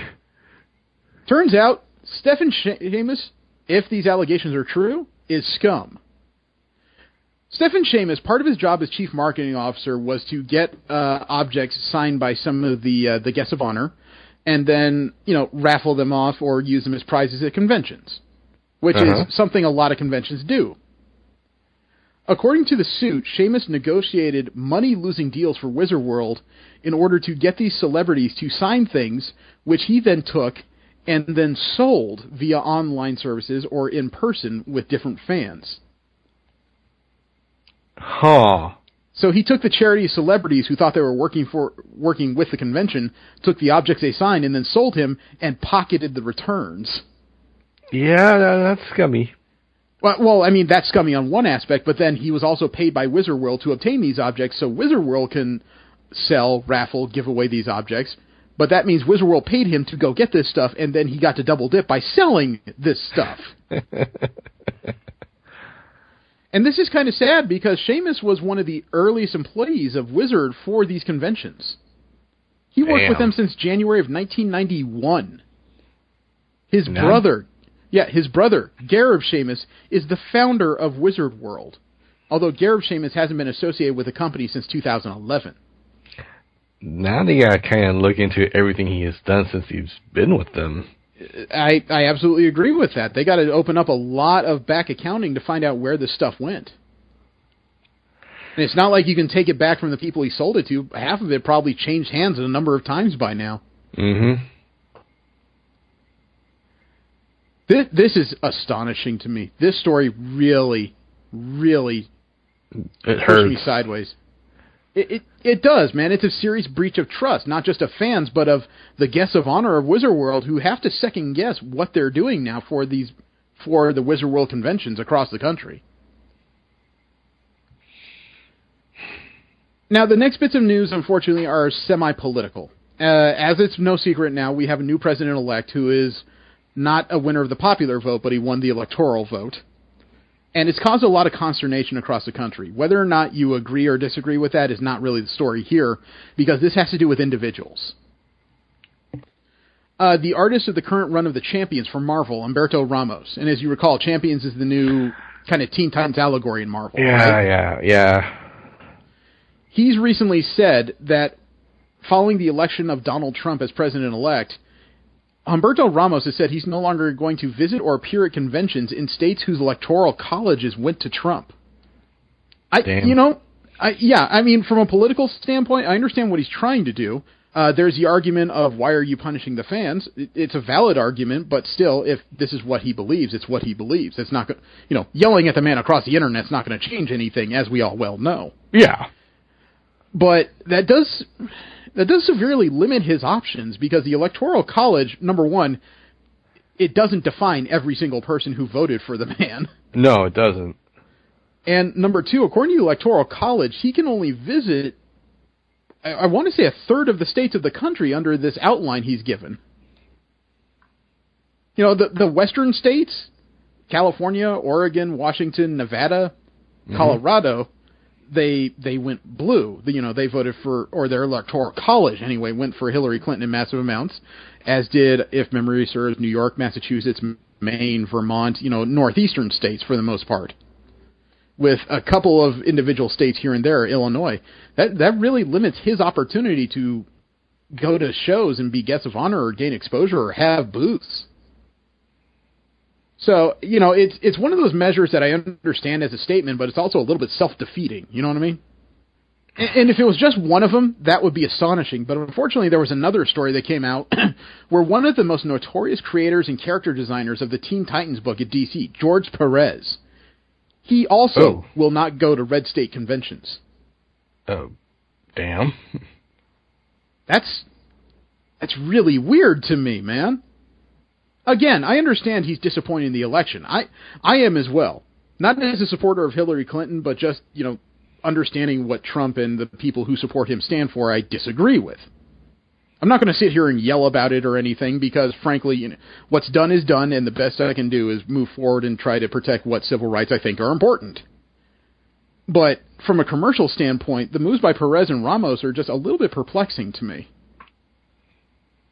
What do you think? I think, they're entitled to do what they wish to do, but I think them, and along with a bunch of other people in this country, are acting like children. I guess it depends, man. Whichever party loses always acts like children. I know. That's an American constant. Yeah, the thing is, this would have happened if the vote went the other way. Technically, no, because the supporters of Trump said that if he loses the vote, they were going to start an armed revolution. So what we're getting is the gentle version. Oh. Lesser of two evils? I don't know. Maybe. The Marvel's writer of Kingpin made similar statements. This gentleman is Matthew Rosenberg. But instead, what he said is that he will do cons in any United States, but the conventions he visits must donate to charities or progressive causes. I don't think that is much of an issue, but yeah. No, it's not as much of an issue. It's his version of a compromise, basically. He will go to places where he feels uncomfortable, but, either those conventions or the proceeds that would go to him have to go to progressive causes. That's his caveat.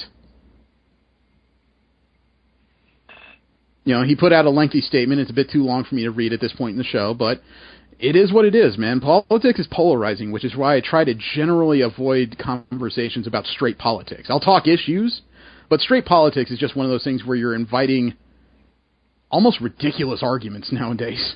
Yeah, I try to avoid it at all costs. Now, this was something I really didn't expect at all. This announcement. You recall the last couple months we've been talking about the fact that DC has regained the top of market share for the first time in a long time. Mm-hmm. Rebirth, both critically and from a sales standpoint, has done really well for DC. And the month of October came out, and there were two surprises, actually, that came out in the October listings. For October 2016, believe it or not, Marvel regained market share. Really? Yes. I kid you not. As far as retail market, they now have a 5% advantage over DC. As far as unit market share, they don't have as much of an advantage, but they still have a near 2% advantage over DC, sitting at 36% of market share. Okay. That was one surprise. It's not like Marvel's had anything special other than the Civil War right now, which I didn't think was... It wasn't rolling through all of their lines as heavily as Rebirth was, so that threw me sideways. The other major surprise was that out of the top 10 sellers, believe it or not, the number one seller for the month of October was not a Marvel or DC book. What? It was a Boom Studios title that I've talked about as a passion project, but I never expected it to be the top seller of the month. What is it? It's Two Shots of Kurt Russell. It is the crossover of Escape from New York and Big Trouble in Little China, #1. That is the best-selling book in the month of October. Even I sat down, read that, and just went, seriously? I'm pretty sure most of it's due to sheer curiosity. It could be. It's Boom Studios has got to be doing a happy dance, man. I don't think they've ever had a #1 selling book before, but there it is. Matter of fact, when it comes to award-winning comic books, we've had a first. An original graphic novel about the civil rights movement called March is part of a trilogy of books put out by Top Shelf Productions and IDW. The writer of it, Congressman John Lewis, right? The graphic novel is based on his first-hand accounts of the civil rights movement back in the 60s. It recently won, in the first time ever, a National Book Award. Huh. A graphic novel, a long-form comic book, just won the National Book Award. I mean, I understand it is a historical story, but still, the idea that a graphic novel won a National Book Award is kind of astonishing. Congressman Lewis said after he received the award, quote, "This is unbelievable. We were told that the library was for whites only and not for coloreds. Now, to come here and receive this award with these two, it's too much," unquote. He did the story with Andrew Aiden and Nate Powell. That's pretty amazing. Rowan Atkinson is coming into comic books as well. Who? Rowan Atkinson. He's done a comedic character over the past few decades of Mr. Bean. Oh! Mr. Bean is getting a new series of graphic novels from Dabble Brothers Publishing. The first volume will be illustrated by cartoonist Ricardo Jamie. It's going to be released in the spring of 2017. No writer has been named. If there is a character from TV that's almost made for comic books, that's Mr. Bean, I swear to God. And last up in general comic news, there is a new spin-off series coming in the Star Wars comics. Darth Maul is getting his own series. Really? Yes, it's going to be a limited 5-issue series written by Colin Bunn with art by Luke Ross. It's going to delve into the early days of the Zabrak Sith Lord, including his tutelage under Darth Sidious. I mean, that is technically a bit of history that hasn't been told yet. At least not in the new narrative that Disney's put together. Last up is our WTF Corner. That's where we talk about those stories from across the internet that just make you say, seriously, dude, the blue hell. And we always like to start with video game videos. incredible plays, unbelievable falls, and the kinds of things that, just make you wish that the Lizard Squad would do another DDoS attack against the PlayStation Network. And, I had to kind of weed it down because since we were off, obviously there was a lot of weird videos that came out, so I spent a while trying to hone it down to the best I could find. And the first video is kind of an interesting... The first two, actually, are Battlefield 1 videos. Okay. And the first one is not a bug. It's not a bad play. I would say this is an incredible play. This is almost a minute solid of somebody going through the game like a boss. Actually, it reminds you of a certain other character in pop culture, and they use the music. You'll understand when you see it. This came from the channel of user BMBN space MNMBM. Just a bunch of letters strung together. The title of this video is A Nice Ending. It's almost underwhelming, isn't it? I sent the video. They're here at the gunner's seat. You see that blimp off in the side, right? Apparently, as this guy's wheeling over, the gunner decides, I ain't waiting for this. I'm going to drop a bomb here. Jump off the airship, hit the detonator, and... That's right. I am a special agent. Look at that blimp go up in flames. And just wait, man. When this player hits the ground, he goes crazy. See, enemies right there. Whip out the gun, take him out. Oh, you still Long had distance, take him out. Through the grenade, look, Flaming Man. Nope. You don't get to stay here. And the blimp finally hit the ground. Somebody's shooting at him from afar. Look at this. Close range. That guy didn't even see him. Ran to the corner. Gunned him down. Tank. Here's a bomb. Hit the detonator. Took him out. And now... somebody got me. Like a boss, right? That is definitely some GoldenEye stuff right there. You need to take that man and you need to give him a promotion. I think he's earned his lieutenant bars after a performance like that. Really? Just lieutenant? Yeah, lieutenant. You got to give him something to aim for, right? I don't know. That blip was pretty big. Oh, yeah? Well, I'll give you an even bigger boss play. The next video is also Battlefield 1, came from the channel of user Lucas Japonicus. Lukas space Japonicus. He titled this video, Thor's Hammer. I had to watch it to understand what it was. Wait till you see what he does. I sent the video. So here he is running around.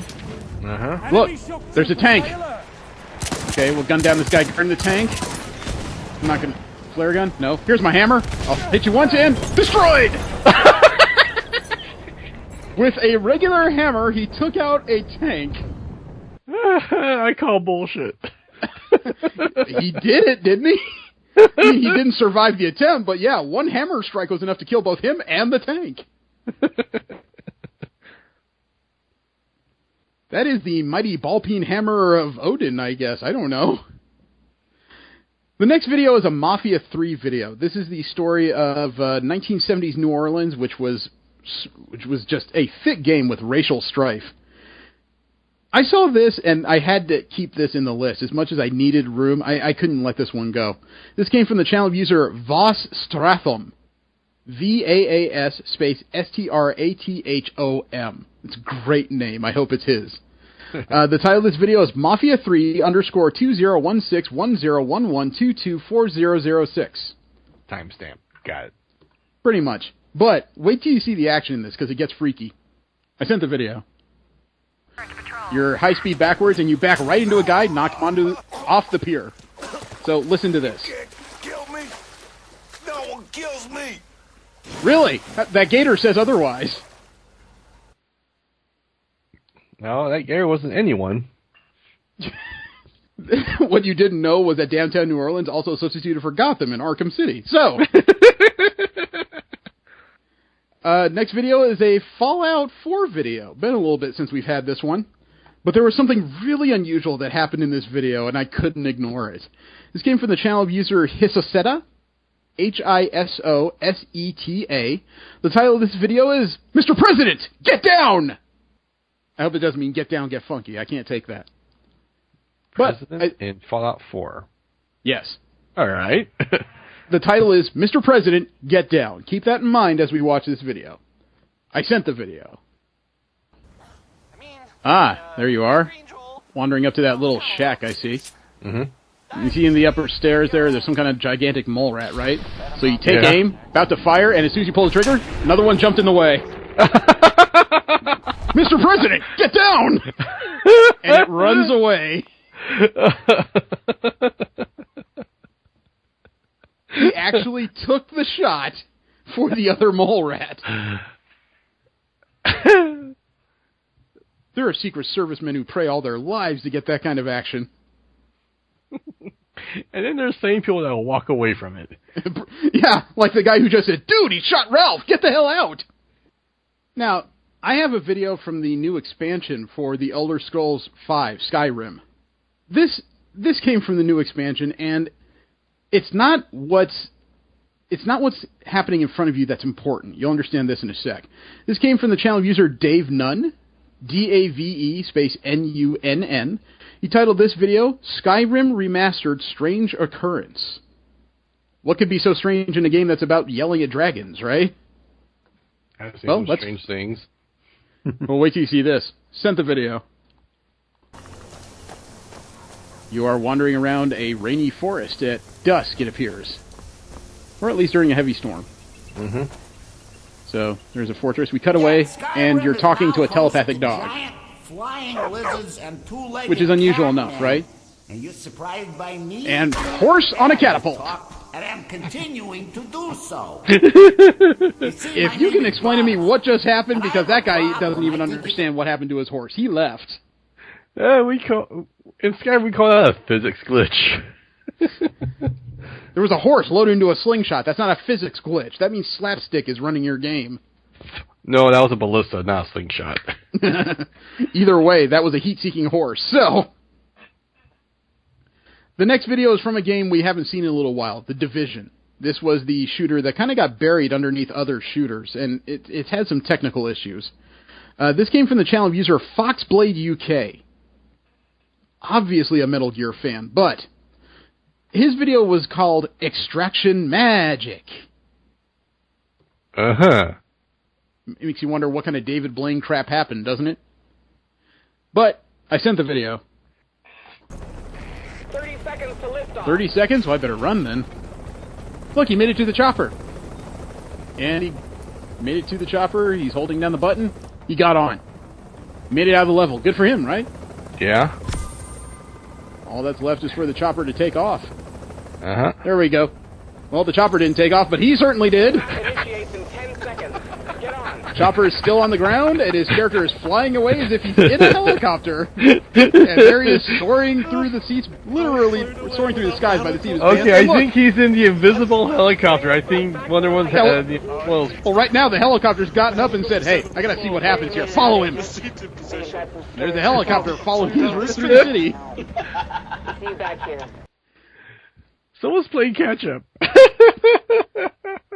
Obviously, Spider-Man's spinner has moved down to the point where it should be on a spider. This is one of those moments you will never forget. The last video I have is a UFC video. Not the actual Extreme Sports, but the video game, the original version UFC.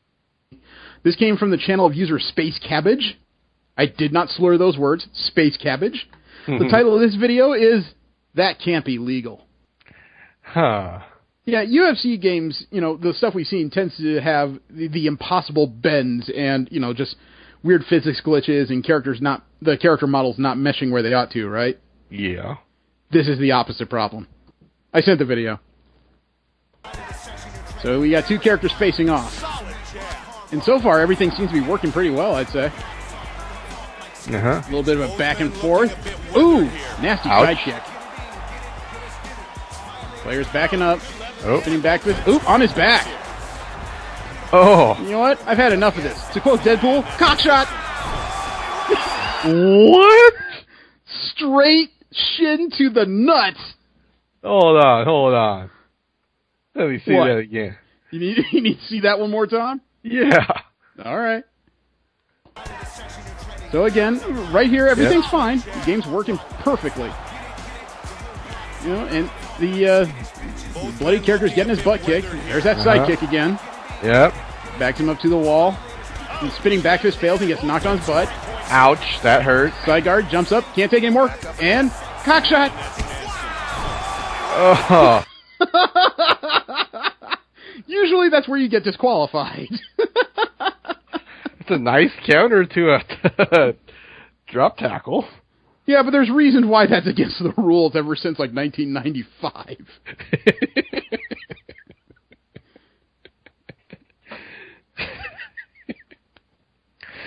Oh, it hurts so much.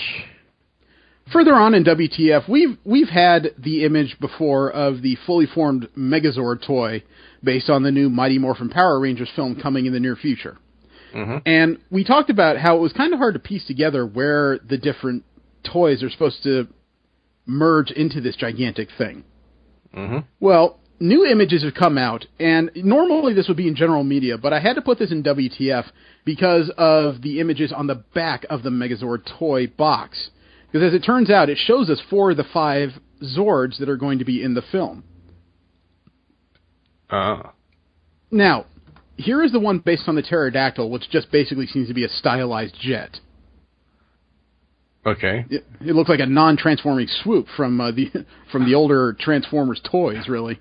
It looks like it's going to be the weapon. No, it's going to be the wings on the back of this thing. There's a pig. But, there's a you pig know, as far as handle on the toys back go, of it that doesn't thing. look terrible, There's right? a pig handle on the back of that. Yeah, all right. Yeah, it fits in the back. Now, it's not terrible. Now we start to get into the weird territory, starting with the saber-toothed tiger.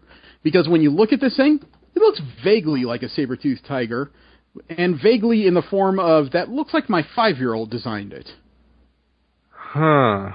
You know, the basic body is there, but the stylizations are all around. It's barely recognizable as a creature. It looks like a Voltron Lion reject.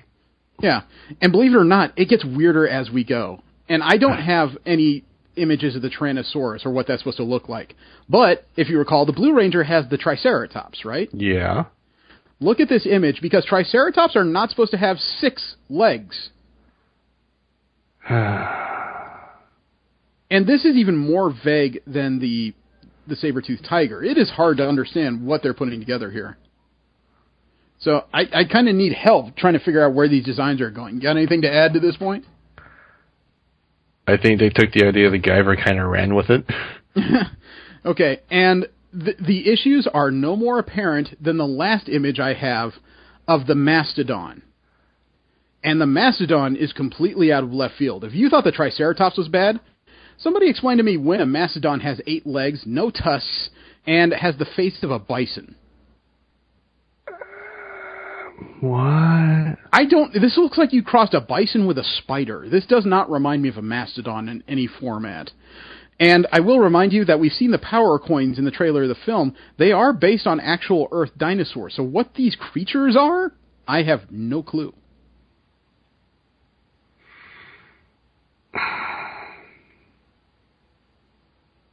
Dude, this is why I put all this in WTF, because it went weirder as I followed along with the images here. You know, I don't have any better words. The only good thing I can say about these designs is it's more apparent where the cockpits are in each of these designs. That's it. But from the pterodactyl to the saber-toothed tiger to the triceratops to the mastodon, it just gets stranger. I'm at a loss. I'm now no longer interested in the movie. I can't say it's got me. Unfortunately, a lot of our WTFs tend to come from the same general regions of the world. In this case, Japan. There's a teacher who was recently fired in Japan, an elementary school teacher, no less. Oh boy. Fortunately, it doesn't have to do directly with the kids he was teaching. Oh, okay, a little better. The problem is that during a school field trip, he decided to leave the teacher's assistants and the kids who were on the trip and sample the local deli hell industry. You know what deli hell is, I assume? No. Deli hell is short for delivery health. See, delivery health businesses in Japan they're not erotic businesses by nature, but they are quasi-prostitutional. Delivery health are the kinds of places where you go to get a massage from women who are generally half nude and using their chest to rub soap on you. Oh. Yes. Okay. And the only reason why this man was caught was not because he was impolite or because he came back smelling of soap with the kids. The problem came when the woman he hired for her delivery health services lodged a complaint against the teacher. There's no knowledge, and she lodged a complaint with the police. There's no knowledge what her complaint was directly about, although generally when they lodge these complaints, it's often about disagreements or non-payment for services. Because of her complaint, everything was brought to light to the school, which has fired this man. And well, I can't say they're wrong to do it. He abandoned his duty so he could get felt up by a mystery woman. You know? I mean, what else can you do in those situations, you know? Now, there's another story out of Japan that's actually even weirder.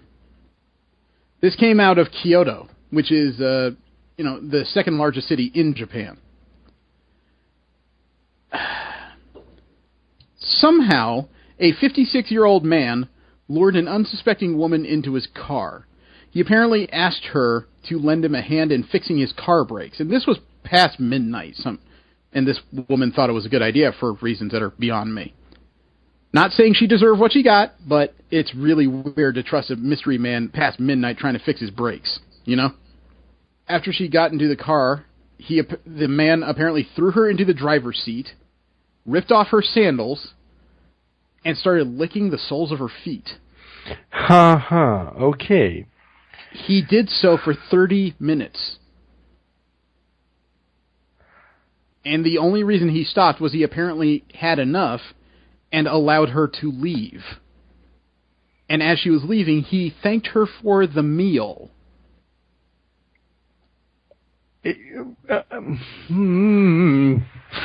Yeah, although the woman stated that she couldn't actually leave for two reasons. One, he still had her sandals and she was barefoot. Two, he still had a grip of one of her ankles. She must have called for help. Foot to face? I don't know. She must have eventually called for help because police investigated, and the man has been charged with indecent assault and claimed he couldn't remember what happened. Yeah, that's bull. Yeah, well, apparently police have a file on a mystery footlicker they've been looking for. They're pretty sure they just found the guy. That's creepy as piss, man. Yeah, but I think that's kind of exclusive to Japan, but creepy no less. Yeah, high up on weird. But we have a WTF from China, and this is the kind of story we usually expect to talk about in late January. Uh-oh. Let me explain. There was a man who had to go to the hospital. Okay. Because he had a 17-centimeter stainless steel chopstick in his penis. How? No. Now, this wasn't an accident during dim sum. Apparently, this man actually inserted the chopstick into his own urethra. Uh-huh. Oh, it's awful. Believe it or not, no, he wasn't doing this for sexual gratification. Apparently, he did this because he was having some trouble with urination and digestion and decided that this was the way to clear whatever might have been blocking what was up there. No. Yes, and apparently he pushed it so far and so high that his urethra clamped down on the chopstick and would not let it go. So, with no other options, this man took his now solid rod of a penis and went to get it taken care of at the hospital. And it turns out he was luckier than he thought. Originally, what did he miss? If the chopstick had been pushed in much further, it would have penetrated. It had already reached, but it could have penetrated his rectal wall. It could have created internal hemorrhaging and bleeding if that thing went any further. Yeah, septic poisoning right there. Yeah. That'll teach you to be too shy to go to the doctor about your issues. You know what? I don't even want to know what his problems was. I would like to know where he thought a stainless steel chopstick would have been a good idea to shove up there. And I mean, I want to know... Those things aren't small. No, I would love to know the thought process behind this, because there is no planet where I could tell you this is a good idea. One of the last stories I have in WTF is kind of interesting. There is a company who wants to replace fireworks. With? Drones. It's a new company called Shooting Stars that creates a computer program that can run multiple drones in patterns with lights attached to them, LED lights that can change colors. This company's recently set a record for the most UAVs airborne simultaneously when it flew 500 drones to create a pattern. And thankfully, they put up a YouTube video. You want to sample what flameless fireworks look like? Yeah, sure. Okay, send the video. In 2015, we put 100 drones in the sky. And it looked like something out of Close Encounters. All over the world. Whoa. Look at that diamond pattern. This is kind of cool. It's all the flash of fireworks without the explosions. This is something I can see Disney doing. Actually, Disney recently earned a license to fly multiple drones in the sky about a couple months ago, at least in Anaheim. They may be looking to replace already. This could be the new parade of lights. There's always been that, okay, so what are you going to do next after Drone 100? Can you do something more? 500. The difference between 100 and 500 is mind-blowing. We have changed the whole thinking from... I mean, the initial investment must be tremendous for this tech. Oh, yeah. The drone itself is a completely new drone. This is the Intel Shooting Star. It's made to be lightweight. It has a propeller cage. Really isn't much to the drone. It's almost nothing more than a flying light. Done safely and securely. A fleet of these drones actually needs to have special permission. So we had to work with the FAA to show that we can operate this in a safe way. God, can you imagine having to register each of those individually? 2 people can actually operate it by themselves. 2 people. Why 2 people? Because you need 1 person for backup. All this drone can do is light up the sky, but this is something it can do really, really well. Okay. Whoa. That's a lot of sparkle. This could be like a new thing. Yeah, you mentioned Close Encounters. They can easily do a Close Encounters experience with this. Yeah. But this would be great for... Whoa. 500 just sitting there stationary in the sky. Wow. It takes the whole concept of a light into a whole new domain. It drives human imagination. It creates an I think the video's right. This could really change the meaning of light shows. This is something that we never could have done last year. It's been an amazing experience just to see the technology develop. And it's it's a reusable resource. It's not like you have to reload fireworks like you would have to do for theme parks. Yeah. All you gotta do is launch it again. That's really amazing. That's fantastic. I would like to see this live, actually. Yeah. And like I said, Disney recently acquired the license to do this kind of show, so they may be looking to replace fireworks permanently with this. Although, I wonder if wind would be as much of an issue for these as it is for regular fireworks. I'm pretty sure wind would be a factor, too, considering how lightweight these things are. Yeah. Should we do D&D context quotes, or should we skip it for this week? Let's do D&D context quotes. Okay. Last up in WTF, we have outofcontextdnd.tumblr.com. It's where they list a group of out-of-context quotes from different role-playing games, just because when you say these sentences by themselves, they tend to be pretty damn funny. We got a few of them from this week. Are you ready for the first quote? Sure. Now, I don't have a sword. I have a fucking bone saw. Because while I am a cleric, I also believe in the healing power of modern medicine. And by modern medicine, I mean amputation. Someone's playing a medic from TF2. You know what? You're going to feel a lot better when I remove what ails you. The next quote, regular licking doesn't get you any bonuses. Maybe he was that guy that was doing the 30 minutes of foot fetish. Don't go back there. The next one has to be a DM talking to a player, because it's 2 sentences. Room 1, crying and comforting. Room 2, tongue baths and ear nibbles. Well, I don't want to know what's in room 3.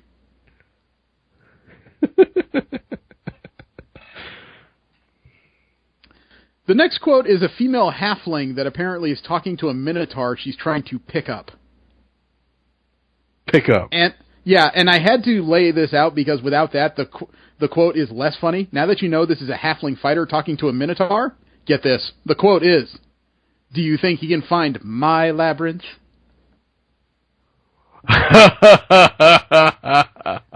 Took a second, didn't it? And all of a sudden there's an image of a halfling sitting on top of a minotaur, and I just have a whole lot of questions about physics.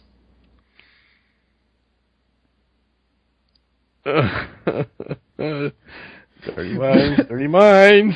The next quote is a socially awkward ranger. "I walk away backwards, shooting finger guns at them."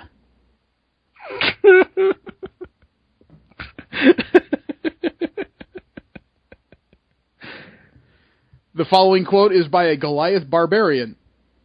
"In my foaming angriness, I recklessly swing at this homeboy." Huh. That's an image. The following quote, "On my planet, surely means great warrior." I don't even want to know what planet that is. The next quote is a boy with acid spit. "Well, I'm not going to lick everything in your house, so I wouldn't be too concerned," says the boy with acid spit. The next quote has no details behind it, and I can only imagine it's a very tired games master. "A critical failure does not give you 4 legs." And the last quote is definitely a games master who's had enough. "You shape the poison into a skull. It's very emo." I hope that's a Vampire the Masquerade game. The subject of the week... Or what? Or someone's trying to recreate Snow White. You give an apple to the boy with the acid spit, who proceeds into the labyrinth and finds out he's walking into a halfling gnome, apparently. The subject of this week is Steve Rogers' Captain America 1 through 6. This is the current year. This is a 2016 book. This tells the story of the Hail Hydra version of Steve Rogers. The writer is Nick Spencer. The artist is Jesus Says. The lettering is done by VC Joe Caramanga. The cover is by Jesus Says. I don't have information on the colorist. That's rare. Okay. This is the story of Captain America after he's been de-aged by the sentient cosmic cube Kobik, which is one of those cosmic MacGuffins in Marvel Comics. And after he's been de-aged, he's been given a false set of memories that makes him believe he's been a long-term Hydra agent since he was a boy of 1944. So he is coming up with a new mission... Oh, you're right, since his birth is 1922. Sorry, I go back to 1944 thinking of his heyday as Captain America. He's been given a false set of memories. He believes he's been working for them most of his life. And it's really interesting to see the different dynamics in this new side of Steve Rogers. I will say that, number one, this is a side of Steve Rogers that if we followed the typical version of comic books, we would have never seen. Yeah. Even in What Ifs and Elseworld-style tale, there is no evil version of Steve Rogers. He's always a stand-up guy unless he's dead. It's like he's the incorruptible character who's come up to his first corruption. That being said, this series actually didn't hit as strongly with me as I had hoped. I found it bogged a little bit because every issue, it seems like about a third of the book was spent to exposition in the false memories that have been implanted in him. And it spent too long, in my opinion, with the false narrative. Because by issue 2, it's been explained how Kobik changed his memories. So to follow through with all these memories to find out his false history doesn't really interest me. Really? Yeah, it's all the stuff he believes happened. It's not the stuff that has happened to him. So it doesn't really click for me. I found it interesting, although a bit slow, yes. I did find it interesting. I wasn't actually bored at any point. If it was small snippets, that would be cool, but it took up large amounts of the storyline. So I really needed things to move differently. And the first 6 issues also kind of bogged a little bit, not because they were telling a bad story, but because issues 4, 5, and 6 are interwoven to the narrative of Civil War II. That did bother me, actually. Unfortunately, those 3 issues, some of the panels followed Civil War II, maybe from a different perspective, but beat for beat, same dialogue, same storyline. So, yeah, I saw what Captain America's inner monologue was, but half of that, if you know what his current story is, you already guess what that is. If you're reading this series, that's what you're trying to generally find out is what this new Steve, or what this version of Steve Rogers is thinking. So, it was, I guess it's one of those things where the story is advancing in the midst of Civil War II, but it's kind of bogged down in retelling itself from a different vantage. I mean, what are your early opinions on this so far? You haven't said much. Oh, yeah, I was actually quite interested, and as for the flashbacks to those false memories, I didn't find any problems. I was actually quite interested. I'm actually quite interested in what those false memories entailed, what would change his motivations and whatnot. But the whole bit with it heavily intertwined with Civil War does bother me a bit. It doesn't make it kind of a self-contained. It doesn't let it be its own story. Well, I mean, in the first issue, he flashbacks. There's 3 different flashbacks to the false narrative, and out of a 22-page book, it takes up about 6 to 7 pages of it, which is a third of your available storytelling. So, let me see. Issue 1 itself actually is about 31 pages of story long. So again, that 6 to 7 issues now takes up roughly a 1/7 to a 1/6 of the story. And to me, that's a lot. If they'd taken all these flashbacks and condensed it into one special issue that told the narrative he believes, that probably would have been more entertaining to me because that's more of a solid story, and then you remove all these flashback parts from the other story that's being told. It's the same reason why I have trouble watching the TV show Arrow, beyond, my dislike of the acting in general, is that they spend a lot of time in flashbacks to the point where I'm almost forgetting where the story currently sits. You know what I mean? I didn't have much of a problem, but I didn't say I couldn't remember, but I was starting to forget because we keep slipping back into things that, to me, are relatively inconsequential at this point. Because these are false narratives. These are false memories. These are not events that actually happened in his history, but it's events he fervently believes did occur. So it's something I don't need to dwell on. I find it actually quite fascinating with it, so I have to disagree with you on that point. I was more interested in his current actions when he threw Jack Flag out of the back of that plane and nearly killed him. I mean, it's one of those things that to me is interesting because I've read some of the character's more current exploits, because in the narrative in the story, he mentions that he was a member of the Guardians of the Galaxy, but nobody believes him. He was a member of the team for a short amount of time. And he was actually the heavy while that team was minus Groot. He's highly durable and he has enhanced strength. He's beyond human levels in both. I don't know the exact process that gave it to him. I do know that one of the major problems was that he has this weird grifter-style kerchief mask, and he used to color his hair red, white, and blue. He wasn't helping his case. So, the reveal at the end of Hydra, I'm sure when it came out, was just shocking everybody. We read about the weird vitriol that people threw in the direction of the writer just for writing a story. The second issue was very exposition heavy. It was the part of the exposition I was more interested in as to how Kobik came to the decision to do what she did. And it basically comes down to this poor sentient cosmic cube going back to its original owner for guidance, and that original owner was the Red Skull. Yeah, He played more of a fatherly role to her once he understood what she was. And she enjoyed his company, although it seems like since she's joined up with the Thunderbolt, she's broken her connection with him. Which, I guess that kind of confuses me a little bit as well, because if you have a creature that can bend time and space to its will, why would it break its connection to him? It has all the time in the universe to go back and say, hi, howdy. You know what I mean? I don't know. Maybe it just likes Bucky more. Maybe, she looked up the thing and looked like Sebastian Stan and said, ooh, I want to stay here.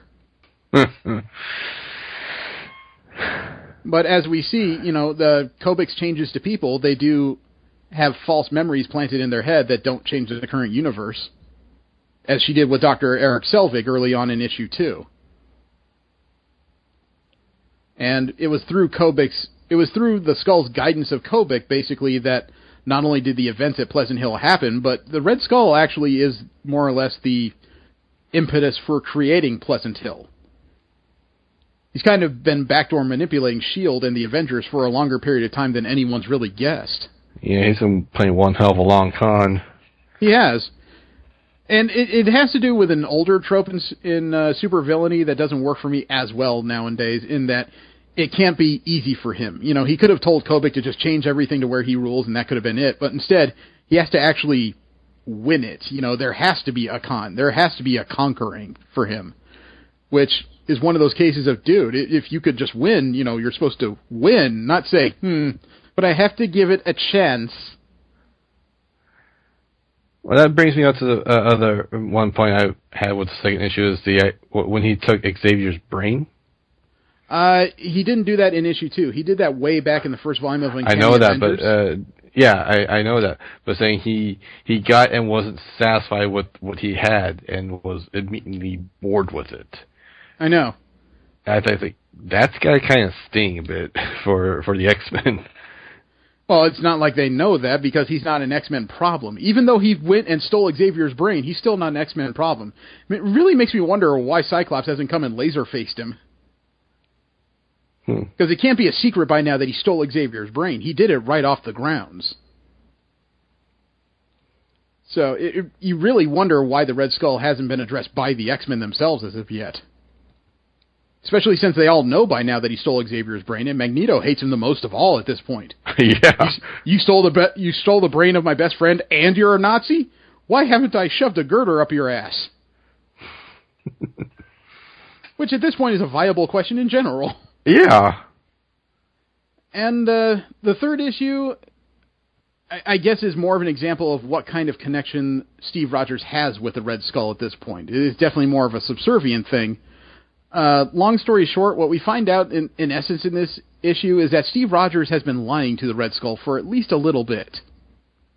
That's the main reveal of this part of the storyline, was that he was supposed to kill Dr. Eric Selvig in Megalia, the fictional island nation that is, a supervillain haven, more or less. And instead of killing Dr. Selvig, he, without the Red Skull's knowledge, has kidnapped him to work towards his own end and lied to the Skull about his death. And in issue 4, we find out what Steve Rogers hopes to do with his doctor. He wants Dr. Selvig's help to kill the person he thinks is infecting Hydra, and that's the Red Skull. Which, again, as soon as I heard that narrative, I'm just like, this is Rhinox from Beast Wars all over again. You turn the guy evil, and then you find out he's better at it than you are. The scenes of what he did, though, to those super intelligent simians that the Red Ape, or the Red Ghost had created... He decapitated them, he cut out their chests, he was ripping off arms. Man, this is a different Steve Rogers. I mean, there was one touching point in issue 4 when Free Spirit, one of the partners of Captain America and Jack Flag, was sitting by Jack Flag's bedside, told Rick Jones she wasn't going to move, and all he wanted to do was sit with her while she watched over Jack Flag and replay episodes of The Blacklist. That was pretty cool. They did a lot of show name drops in this series. Yeah, there's a lot of reference stuff. It was actually a bit of a long issue, too. This one was a 31-pager as well. So, issue 5 and 6 were the ones that were primarily tied up in Civil War II. and it has to do with storylines we've heard about, primarily the sudden premonition from Ulysses that Miles Morales is going to kill Steve Rogers on the steps of the Lincoln Memorial, and how Steve Rogers manipulated the Ulysses so that instead of looking at him as a Hydra agent, what he saw instead was Bruce Banner experimenting on himself and possibly regaining Hulk abilities. Which, there was a little bit of a loss of the sting of it because, I had both read this before and we had discussed it, so we knew this motion was coming. So I don't know if I have the proper subjectivity to review this particular section. You know what I mean? Mm-hmm. Although it was interesting, the revelation that Steve Rogers had originally broken into Attilan to kill Ulysses, but he got beaten to the punch by Tony Stark, who just wanted to talk to him at the time. That was a scene from the second issue of Civil War 2. Okay, I wasn't sure what the hell that was about since I actually haven't read Civil War 2 yet. I've been following it. It's almost over. I think the next part of it comes out next week. Yeah, I think, to be honest, I think that's probably one of the major faults of this story right now. Because it's especially with these latter issues, it's heavily tied into Civil War 2, and if you haven't read it, you might be a bit lost. Probably. There's a lot of jumping around to stuff that makes sense to me, but, again, I'd read it before, so finding out the jumble in between doesn't interest me as much as you would think. I'm more interested in the main story of Civil War 2 than just Hydra Rogers' take on it. And actually, the sixth issue was kind of a wash because all it was a combination of rehash of Civil War 2 and a little bit of exposition. There really wasn't anything added to it, unfortunately. Except for more of that backlog or false memory stuff that you don't like. Yeah.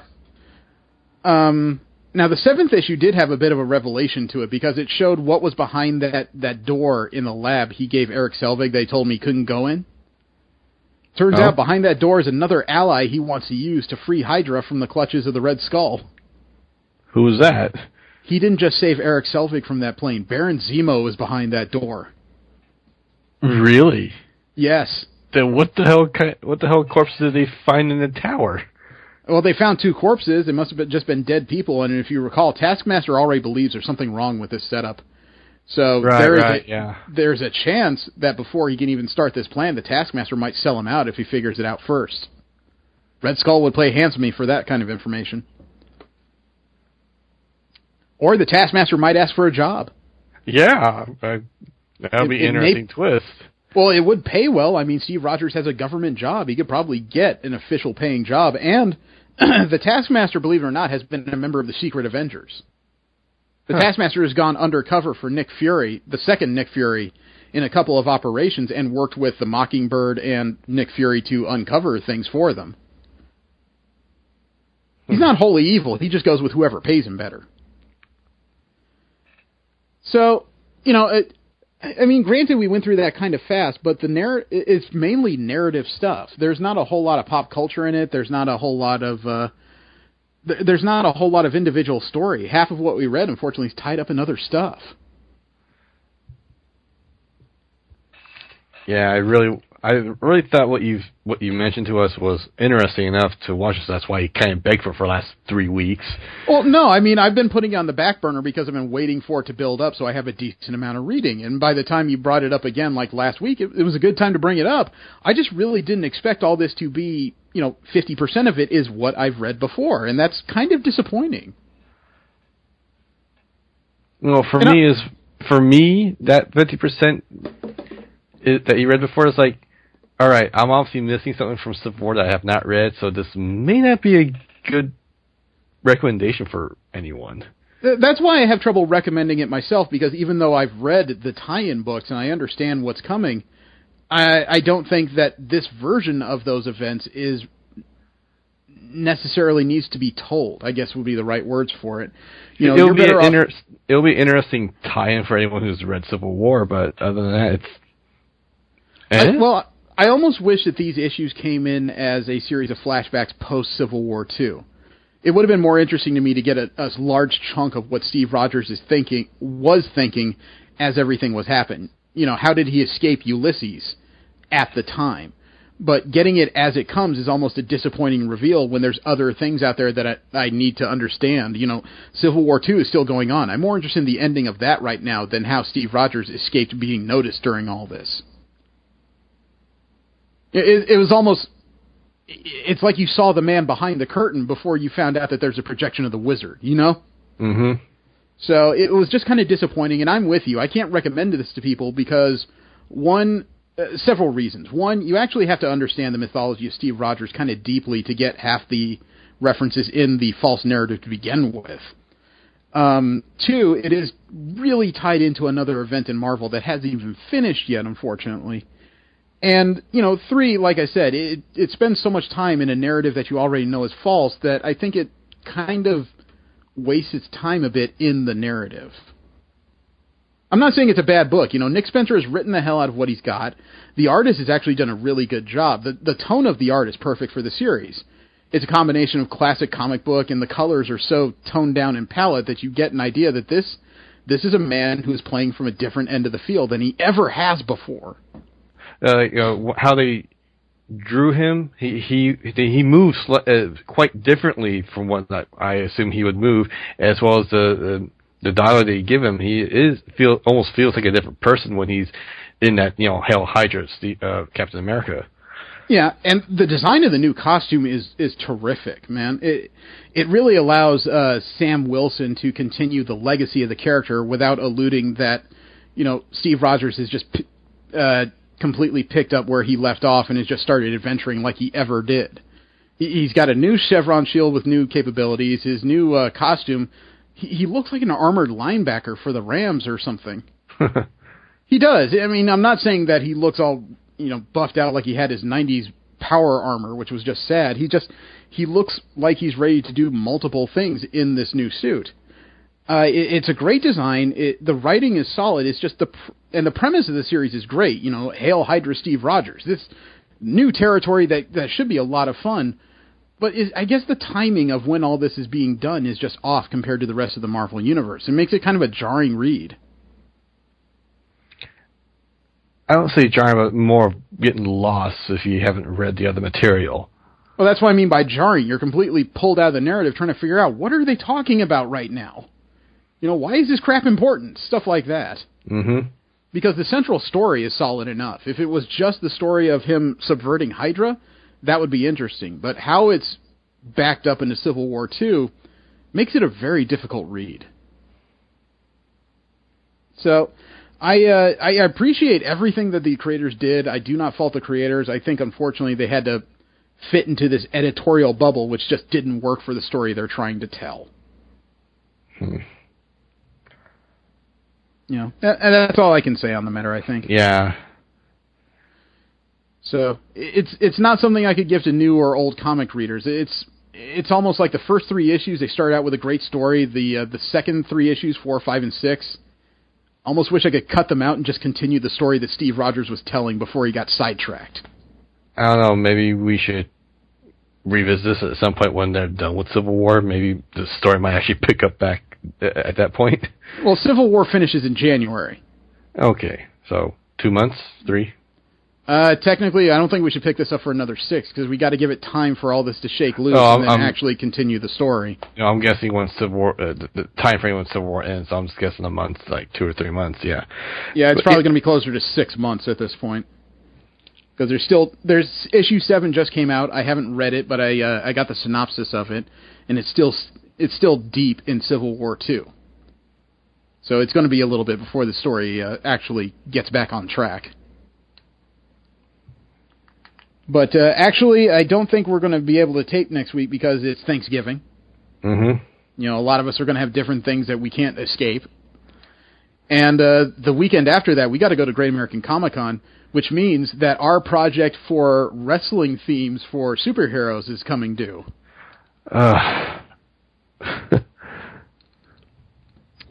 Now, I need to work on that. Yeah, it's coming time because I'm going to need the information as to what music we're going to play before we get there.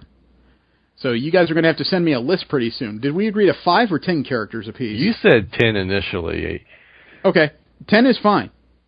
10 is fine. I already told you. I already sketched out music and alternative music for 20 different characters and groups by accident. I had to think real hard. I only got 3.